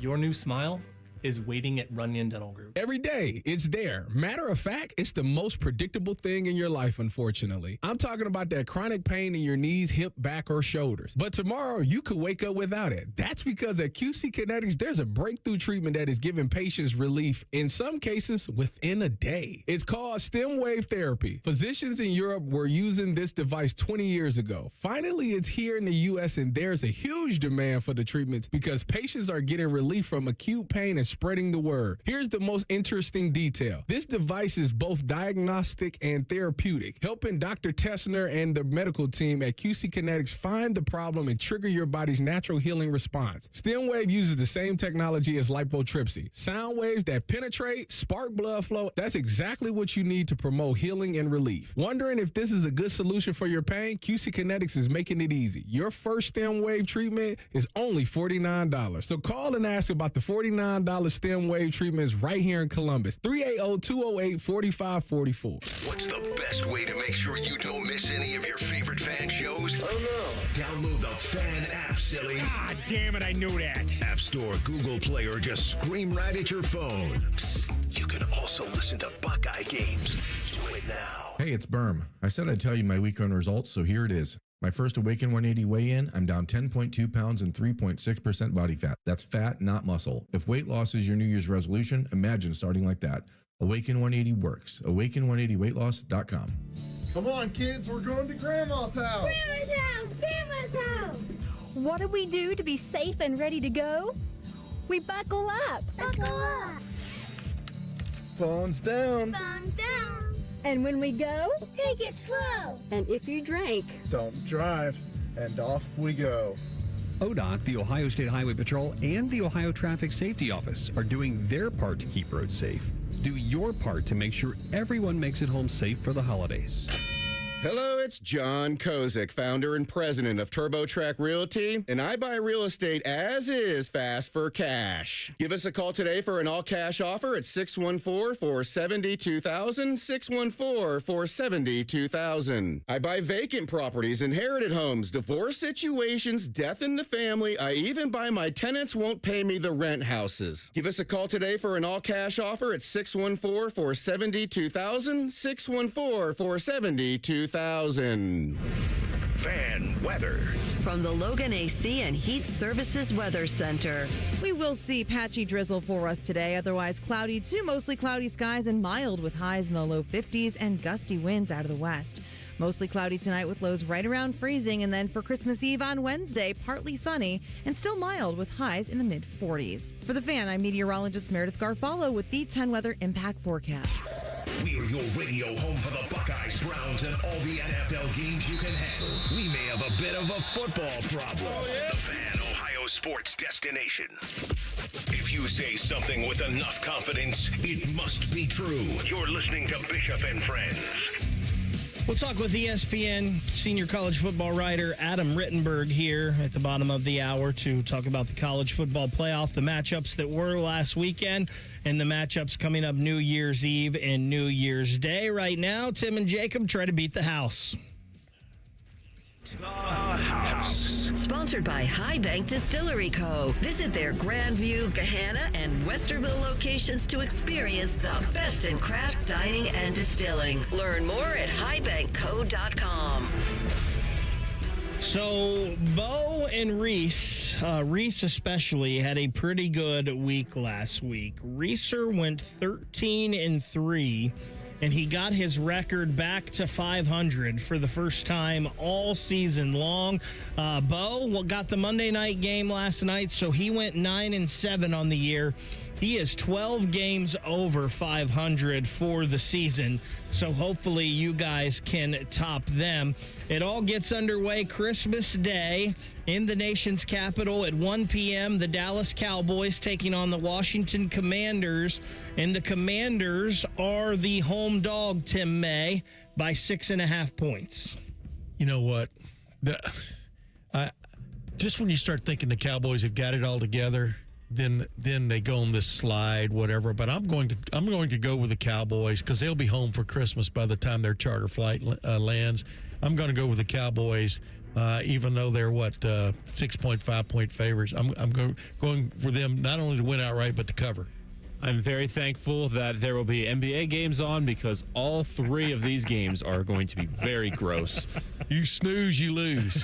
I will be with you with Tim and taking the Cowboys laying the 6. I just don't really like what the Commanders have right now. So at 4:30, the Detroit Lions head to Minnesota to take on the Vikings. The Lions are the favorites on the road, Jacob, giving 6. Bounce back game. I like the Lions here. I'll take them laying the 6 too. I concur, and also pop J.J. McCarthy while they're doing it. At 8:15 Christmas night, a game that we thought was going to be good has turned out not to be good. The Denver Broncos heading to Kansas City to take on the Chiefs, and I don't know, maybe Jacob Reimer is quarterbacking the Chiefs this weekend. I was going to say, who's Gardner Minshew has blown out his knee too. Tim May, the Denver Broncos are the favorites on the road by 12.5. I'm not wasting any time. I like the Broncos. I like the Broncos to cover in this one, and enough said. Yeah, I might go Broncos by 20 plus in this game. There's not going to be any sort of offense from Kansas City. And their defense has been sort of found out. But you know what? When you're not scoring, that's what you look like. And they're angry that they just lost. They have a chance now to sweep the Chiefs in the season for the first time in how long? Yeah, a long time. If you would have looked probably back, since the AFL days. If you would have looked at the beginning of the season and looked at these Christmas Day matchups, you would have been like, oh, man, all of these are really good. Yeah. Not so much. We were talking about that the other day. The NFL, in some respects, is upside down. So we've got Saturday NFL games this week. At 4:30, the Houston Texans on the road taking on the Los Angeles Chargers. Jacob, the Chargers are the favorites by 2.5 at home. The Chargers have looked really good as of late. They're at home, and so have the Texans, but they did just kind of have a stinky game against the Raiders, kind of let their foot off the gas a little bit. Nico Collins wasn't entirely good. CJ had an okay day. I will take the points. I think Houston will respond better in a bigger game right here. Amen. I agree with that 100%. I like Houston not only to cover, but also to win outright. I don't like you guys picking the same games all the time. This isn't any fun, daggone it. I'm trying. I'm sorry. 8 p.m., the Baltimore Ravens head to take on the Green Bay Packers in Lambeau Field. The Ravens on the road are the dog, 2.5 points. I'm going with the Green Bay Packers. Final answer for all kinds of reasons. The Ravens. Wow. Maybe John Harbaugh will be the next head coach at Michigan. Right? Am I right? Did I say something wrong? I don't know. I don't think that's happening. What worries me is that some of these look too obvious. It's I don't know what's up with Lamar and what's up with Derrick Henry. But Jordan Love is out or is questionable, right? He's in concussion protocol or something like that. Right. If he's not playing, that's a big thing. So I'll be different here, and I'll go with Baltimore. I like that. We got a big slate of games on Sunday this week. The Arizona Cardinals in Cincinnati taking on the Bengals, going east or west to east this week. The Bengals 7-point home favorites. Now the pick is do they cover, or is the pick is do they win? Do they cover? Okay. I see Arizona covering, but I see the Bengals winning. I'll be different here. I'll go with the Bengals laying a touchdown. I don't like the Cardinals traveling across the country. And Joe Burrow looks like he's locked back in now, wants to finish the season strong. 2 in a row. I like that. The Pittsburgh Steelers are up in Cleveland this week, taking on Shador and the Browns. The Browns, Jacob Reimer, are the dogs at home, 3.5. I don't like that hook. If it was a straight 3, then I'd be all over that. I still feel like I am. It's going to be a tough spot because you just had that very tight and emotional win up in Detroit. So that's where it could get a little dicey, but I still feel like at the end of the day, we're here towards the end of the season. The best teams are going to prevail, and I like the Steelers to roll. Yeah, I like the Browns to cover, but I like the Steelers to win. The New Orleans Saints taking on the Tennessee Titans in Nashville. The Saints are the favorites on the road, 2.5. I like the Saints when they come marching in. They've got Chris Olave rolling again. I mean, you could throw a lot of reasons out there. Tennessee, are they pulling a magic act right now? What is going on with Tennessee? So I will go with the New Orleans Saints to cover. This is a very gross game. It is. I think. Yeah, it is. I didn't say that because I wanted to give it. I just don't understand how they get people to show up for games like this in the stands. You got me? I'm going to go with the Saints because the Titans just beat the Chiefs. I know the Chiefs didn't have Mahomes or anything like that, but it's still the name next to them. That's a very big win for Tennessee. AFC South matchup, 2 teams going in opposite directions. The Jaguars in Indy taking on the Colts. The Jaguars favored by 7. It's me? Yep. Yeah. I will go with the Colts to cover. I feel like they showed a little something last night on Monday Night Football. And it's always weird at divisional games on the road. So I'll take the Colts here. I'll trust Phillip Rivers. I'm going to agree with the Colts to cover, Jaguars to win. The Tampa Bay Buccaneers, 5.5-point favorites down in Miami, taking on Quinn Ewers and the Dolphins. I like Tampa Bay, and I like Tampa Bay to cover. Final answer. Yeah, I like Tampa as well in a bounce-back spot. Correct. I think they know what's at stake here. They need to take care of business and win out the rest of the way. Drake May and the New England Patriots in New York taking on the Jets. Oh, big number here. It's a very big number. 13.5 the Patriots are laying. But the Jets just had a stinker at New Orleans. I love Drake May. Give me the Patriots. I'm in 100% agreement. There's something about this Patriots team that looks mighty nice, mighty fine at this time of the year. Mike Vrabel's not going to let them slide, I don't believe. So give me the Patriots and to cover. Boy, every week Mike Vrabel makes the Tennessee Titans look stupid, doesn't he? Yeah, he does. The last game in the 1 o'clock slate. Wait a minute. Stupid is as stupid does, sir. The last game in that 1 o'clock slate, the Seattle Seahawks, 7.5-point favorites traveling across the country to take on the Carolina Panthers. Man, there's something about those Carolina Panthers right now that's undeniable. And Lathan Ransom, man, you throw a ball out there, he's going to intercept it, right? I mean, and when we were talking about that play a minute ago, Bake. But I'm going to go with the Seattle Seahawks. I just like the trajectory of this football team. So Seattle Seahawks, not only to win, but to cover. I'm going to take the Seahawks as well because I feel like the Panthers got up big for that game against the Bucs. And the Seahawks have been great all over the place this year. They're one of the best teams against the spread. So I'm going to take the Seahawks. 4:05, the New York Giants in Vegas taking on the Raiders. The Raiders are the home favorite by 1.5, Jacob. If you bet on this game, call the number. Exactly. I'm going to go with the Giants, though. I feel like I have more belief in Jackson Dart, which I don't like how I just said that. If that's a reason. Man, do we have to even talk about this game? I'm going to go with the Raiders, just on a lark, because why not?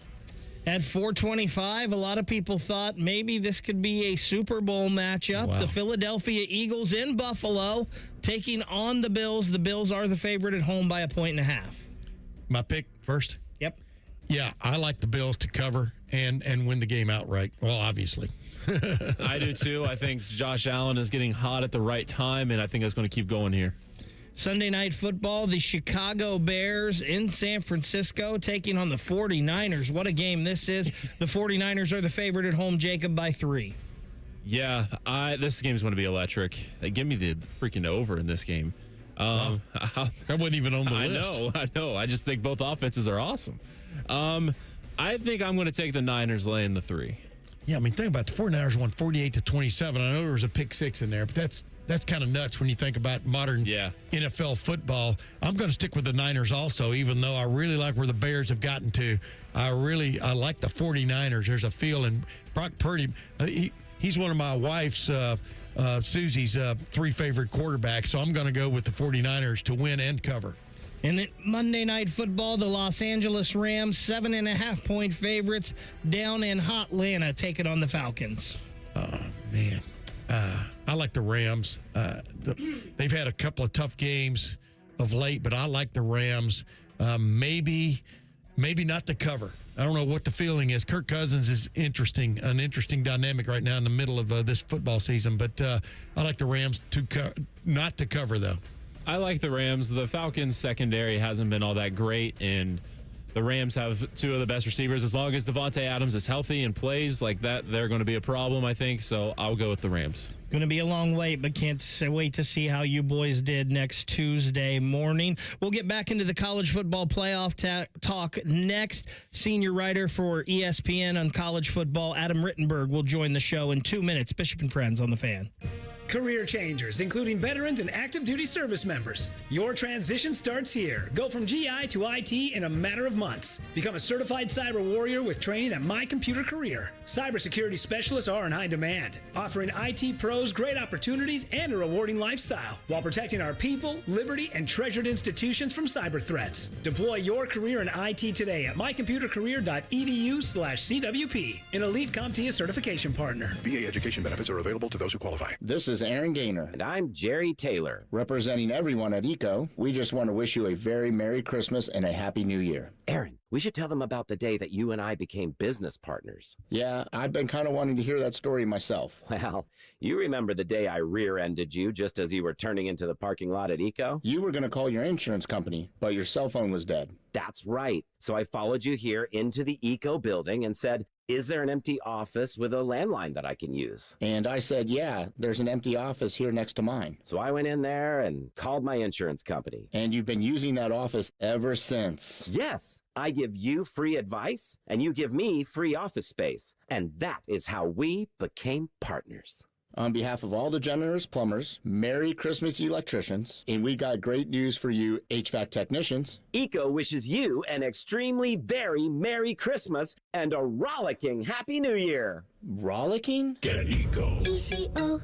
Common Man here for Germain Nissan. You'd have to be crazy not to consider a Nissan from Germain Nissan, especially this month during their annual final sale, where every car's been marked down to the lowest possible price. Plus, with Germain's $1,000 price promise, no one will sell you a Nissan for less. J.D. Powers ranked Nissan #1 in customer satisfaction among mainstream brands. No credit, bad credit, Germain Nissan can help you get in a car today. Germain Nissan, 4300 Morse Road, GermainNissan.com. Bishop and Friends is sponsored by Diamond Seller, your true jeweler for over 75 years. The Fan, Ohio sports destination. Drink recommendations, movie reviews, sports discussion, or whatever the hell Reeser does. This is Bishop and Friends. Welcome back in. Going to get back into the college football playoff talk. He is the senior college football writer for ESPN, Adam Rittenberg, joining us now on the Bryan Heating and Cooling Systems fan guest hotline. And Adam, one round of the college football playoff in the book. What were your thoughts on what we saw last weekend, and were there any surprises to you? Yeah, good to be with you guys. I think the games that we thought would be competitive were competitive, and the ones that weren't so much. Although James Madison made a nice run there in the second half. I thought that the Alabama-Oklahoma game, transpired a little bit differently than I thought it would, with Oklahoma having that big lead early and then Alabama having to come back. I thought that game would be lower scoring, but I did pick Alabama. I thought they would find a way, and then certainly A&M and Miami, that game being so low scoring. I mean, really, both offenses struggled mightily against good defenses, but also in that weather. That was a little bit surprising. But, I picked all four winners, so I'm perfect on the playoff pick so far. We'll see if that continues in the quarterfinals. Yeah, Adam, this is Tim May, man. I was wondering which one of the quarterfinals really has got your attention more than any other. I mean, do you have a, quote, favorite quarterfinal you're interested in watching? Yeah, Tim, always good to talk to you. Man. They're all very interesting in their own ways. Selfishly, I hope it's Indiana and Alabama because I'll be at that game at the Rose Bowl. There you go. But the one that really jumps out to me, guys, is Oregon, Texas Tech. And I think what I like about it so much is that both of these teams have taken a ton of heat in the last year or so, Oregon even longer, for how much they spend on their roster. Mm-hmm. And it to me, it feels a little disingenuous, especially from the blue blood coaches. It's almost like, you guys shouldn't be spending what the things that we spend for years to build up these rosters. Why not? Why shouldn't Oregon spend money? Look at where they're located. They don't have access to talent, or they have the history like an Ohio State or a Georgia. Look at Texas Tech, where they're located. Cody Campbell doesn't come along. They're a team that's lucky to make bowl games every year, and here they are as the number 4 seed. So I really like what's happened with both of these rosters. It's been fun to watch them invest and go all in, and they go against one another. And, two really good defenses. Texas Tech is exceptional, guys, on the defensive side of the ball. Oregon also very talented, a number of future NFL players. I would give the Ducks a pretty sizable edge at quarterback in this game with the way that Dante Moore has been playing. But we also saw Oregon let up quite a bit in the second half against James Madison. So, that's a really tough one to forecast. I think it's going to be an awesome matchup with the chance to either go against Indiana or Alabama in the semifinal. By the way, Lubbock is the hometown of Buddy Holly. You know that. So they have had stars there before. And one of my best friends in high school, Comet Burley, went there and played middle guard for them before he played in the Canadian Football League. So there's another star. Now, I'm just messing with you. Boy, Texas Tech going halfway across the country and Oregon going all the way across the country. What do you think about that? What do you think about where they're playing, Adam? Yeah, Tim, I loved what Dan Lanning had to say. Yeah. I believe it was yesterday about how this game should be played at Texas Tech. Yes. What he's saying is hey, they're the higher seed. We're the lower seed. They've earned the right to host this game, which would have been unbelievable and certainly an even bigger advantage for Texas Tech. But he's right. I mean, I think that should be part of the incentive when you're a top 4 seed, that you should be able to host at least one playoff game. And until we get to 16 teams or larger, that's not really going to be the case in the playoff model. And so, I don't really know who it favors. I think that, that's such a far place to play for both fan bases. But, Oregon fans travel well, and then Texas Tech fans, I mean, this is their first time in the CFP. I would expect them to come out in force as well. So hopefully that's a good environment down in South Florida. Yeah, we here at Ohio State got to see that last year hosting that first-round playoff game against Tennessee, just how electric those atmospheres can be. Joined by Adam Rittenberg, senior college football writer for ESPN on the Bryan Heating and Cooling Systems fan guest hotline. Adam, I want to go back before the games were even played. There was obviously a lot of controversy with Miami getting in over Notre Dame, and you've got the two group of 5 schools there that made it in because the ACC champion wasn't ranked high enough. Do you think the committee got this right this year for round number 2 of the 12-team playoff? Well, it's tough because Alabama does go out and win a game. They certainly didn't look like, of those 3 teams, the most playoff-worthy one down the stretch. But, the real problem, and you highlighted it, is that the ACC did not have its best team in its championship game, and that has to be remedied. If Miami had a 3rd loss and played their way out, that's one thing. But they had an equal record to the teams that played in the ACC championship game, or at least to Duke, and I think would have won that game. And then that creates an opportunity for Notre Dame.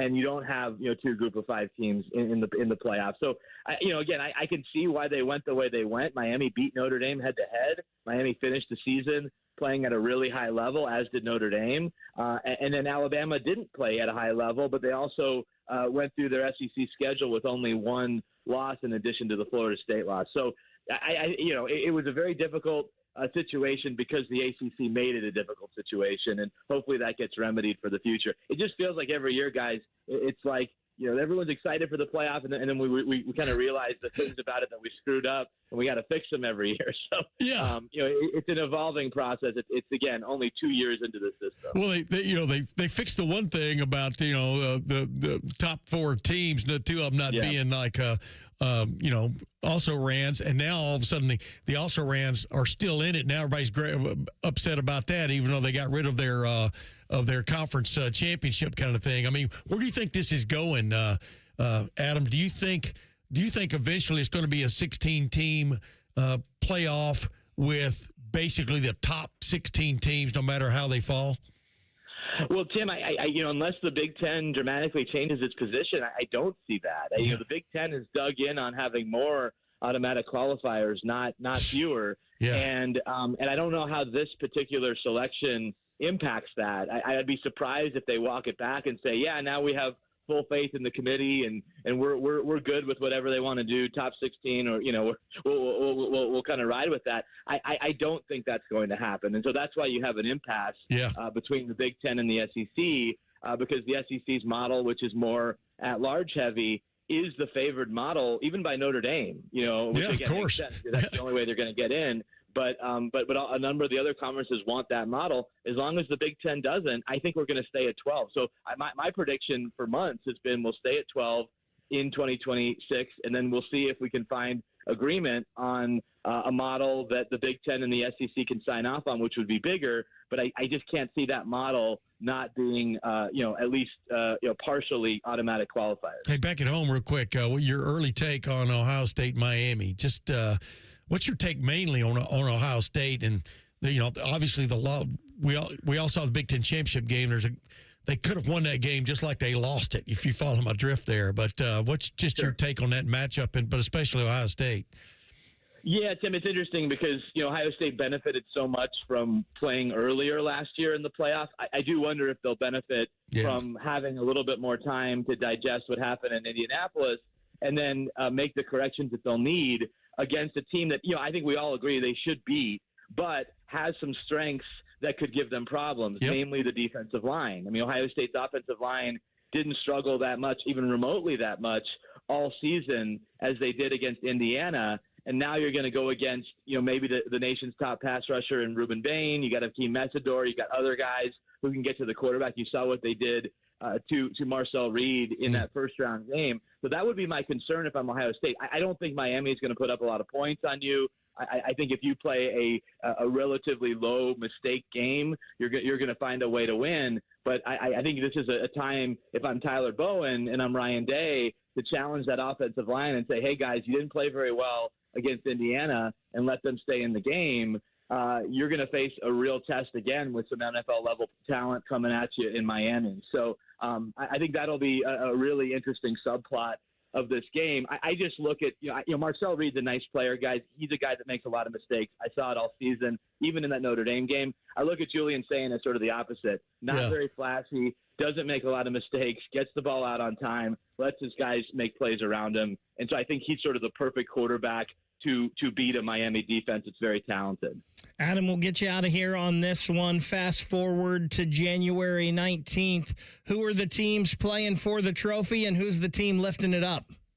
Yeah, I do my picks literally right after the matchups come out, so I got to stick with those, right? And it's good news for you because I got Ohio State and Indiana. Again, This time the Buckeyes winning a slightly higher scoring game. It's kind of like the game we saw in Indy, except that I think both teams will take a little more advantage of their scoring opportunities, especially the Buckeyes. But, there's a lot that could happen. Oregon, again, playing well. Georgia's playing really well. They're capable of winning a national title. I don't know if outside of Georgia, Ohio State, and Indiana, maybe Oregon, I see any of these teams that can truly win it all, though. Well, you just, if you didn't have them already, you just made yourself a lot of fans here in Columbus, Ohio. That's for sure. Adam, thanks so much for taking the time. Enjoy the days here with family and friends and the games on New Year's Eve and New Year's Day. Okay, guys, appreciate it. Have a great holiday. You too, man. It's the senior college football writer for ESPN, Adam Rittenberg, joining us on the Bryant Heating and Cooling Systems Fan Guest Hotline. We will wrap up the program and do a little three things coming up next. It's Bishop and Friends on the Fan. A lot of hosts have been on our airways in the past 30 years. Some good, some bad, some really bad. Anyway, sorry for that. The Fan. Are you looking to hire? ZipRecruiter finds the best candidate for your job fast. Try ZipRecruiter for free at ZipRecruiter.com/free. Christmas is just around the corner, and if you still have gifts to buy, the best place to do that is Macy's Great Gift Sale. Get amazing deals on last-minute gifts like fine jewelry and fragrance sets, boxed and ready to give. And everything from designer bags to Nespresso coffee makers at 30 to 60% off. Plus, your Macy's is the most festive place this holiday, so come in and find everything left on your list all in one place. The Great Gift Sale ends Wednesday at Macy's. Savings off select prices. Exclusions apply. A new exclusive offer with an eligible Bank of America Visa credit card is your opportunity to go from card holder to ticket holder for the FIFA World Cup 2026. For a limited time, when you're approved for a new customized cash rewards or unlimited cash rewards Visa credit card, you're eligible for a chance to purchase FIFA World Cup 2026 tickets. Learn more today at bfa.com/card FWC26. What would you like the power to do? Bank of America, proud to be the official bank of FIFA World Cup 2026. Bank of America NA in partnership with Visa. Terms apply. All rights reserved. How are you spending your New Year's Eve? Unless your answer involves 13 and a half hours of Buckeye pregame coverage, you're doing it wrong. From 6 a.m. till kickoff at 7:30, we're live and local. Your home of the Buckeyes, The Fan. Men, it's the holidays, the season of all kinds of hustle and bustle. But if your energy is down, if you aren't sleeping well, if your sex drive is MIA, and you just don't feel like the guy you once were, maybe it's tough to get excited for all the holiday cheer. This is Jeff for Tri-State Men's Health, and if this sounds like you may have low testosterone. And if so, this is the season for you to get treated. At Tri-State Men's Health, we're experts in treating low T. If you're like most guys, you'll feel the change in just a few weeks. And truly, the results can be life-changing. You'll have improved mental clarity, your energy will kick up, your workouts will be better, your sleep patterns will improve, and your sex drive will likely heat up as well. So call us, and don't go through another season with low T. Your initial visit is only $99 and includes blood work, a medical consult, and if you start on testosterone the day of your appointment, your visit is free. Call 800-900-9654 or go to tristatemenshealth.com. That's tristatemenshealth.com. We have 2 convenient locations in the area to serve you in Hilliard and Westerville. You know a thing or two about the moments in life that matter. You've seized those moments to embrace joy, accomplish great things, and build meaningful relationships. Is it time now to sit back and reflect on a life well lived? Maybe. Or maybe there's more to be done. Maybe this is the most important moment you've encountered yet. By volunteering with AmeriCorps Seniors, you can seize the moment, lend a hand, and get back more than you give. We connect you to local volunteer organizations with opportunities that fit your schedule and match your interests. Through AmeriCorps Seniors, you can support people in times of need and make your community stronger. You can become a companion to your older neighbors, brightening their days with friendship. You can even become a mentor for young people, serving as a role model and enriching their lives. Are you ready to seize your moment? Visit AmeriCorps.gov/yourmoment and get started today. I'm Shanola Hampton. Every day, millions of people face hunger. Today, I will share with you some of their experiences. I'm stuck between paying for medications or paying for food. John from Maine. After paying my bills, I can buy groceries. It's sad to say, food comes last. Alice from Oregon. I thought pantries were for less fortunate people, but anybody could be less fortunate in a day or even a second. Claire from Virginia. The Feeding America network of food banks helps provide over 6 billion meals to people in need each year. No one should have to worry where their next meal will come from. Together, we can end hunger. Learn more at feedingamerica.org.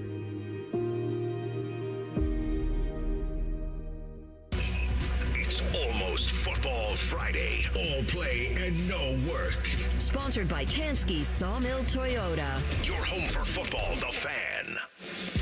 Our top men are working on everything except this show. This is Bishop and Friends. Before we get to three things, Jacob, what do we got on the poll today? Hang on one second. Got to put your headphones on. Yeah. My mouse is not with me. I'm sorry. This is a... All right. It's all good. I got it pulled up right here. Okay, here we go. Not including the Cotton Bowl, which college football playoff quarterfinal game are you most looking forward to watching?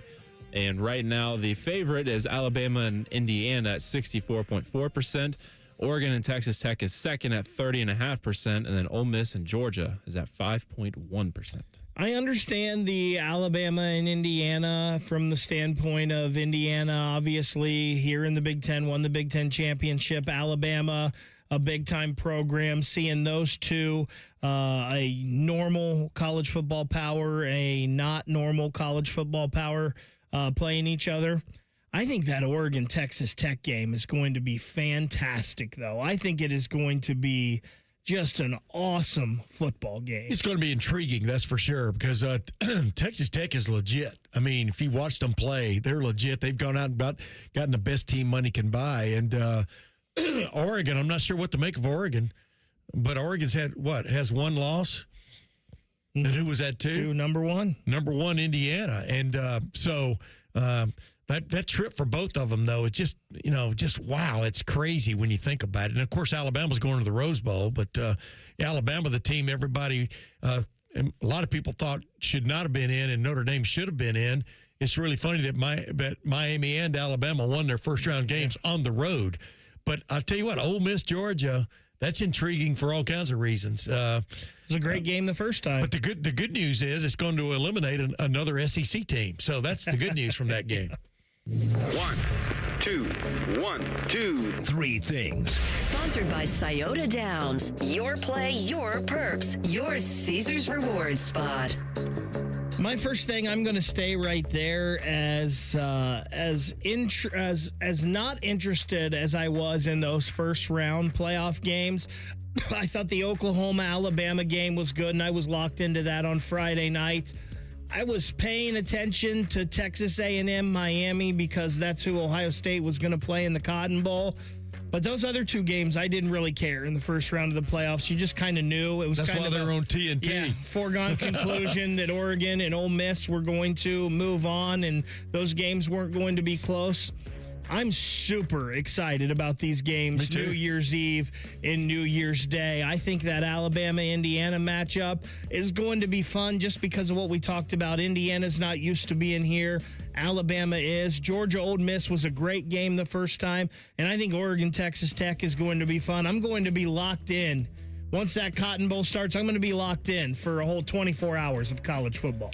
Well, I'm going to bring up something. My first thing is you brought him up a while ago, Raymond Harris. Happy birthday to Raymond Harris, former Ohio State running back. And administrator and whatever, he's doing now. But he's still the only player I've covered at Ohio State that had two nicknames.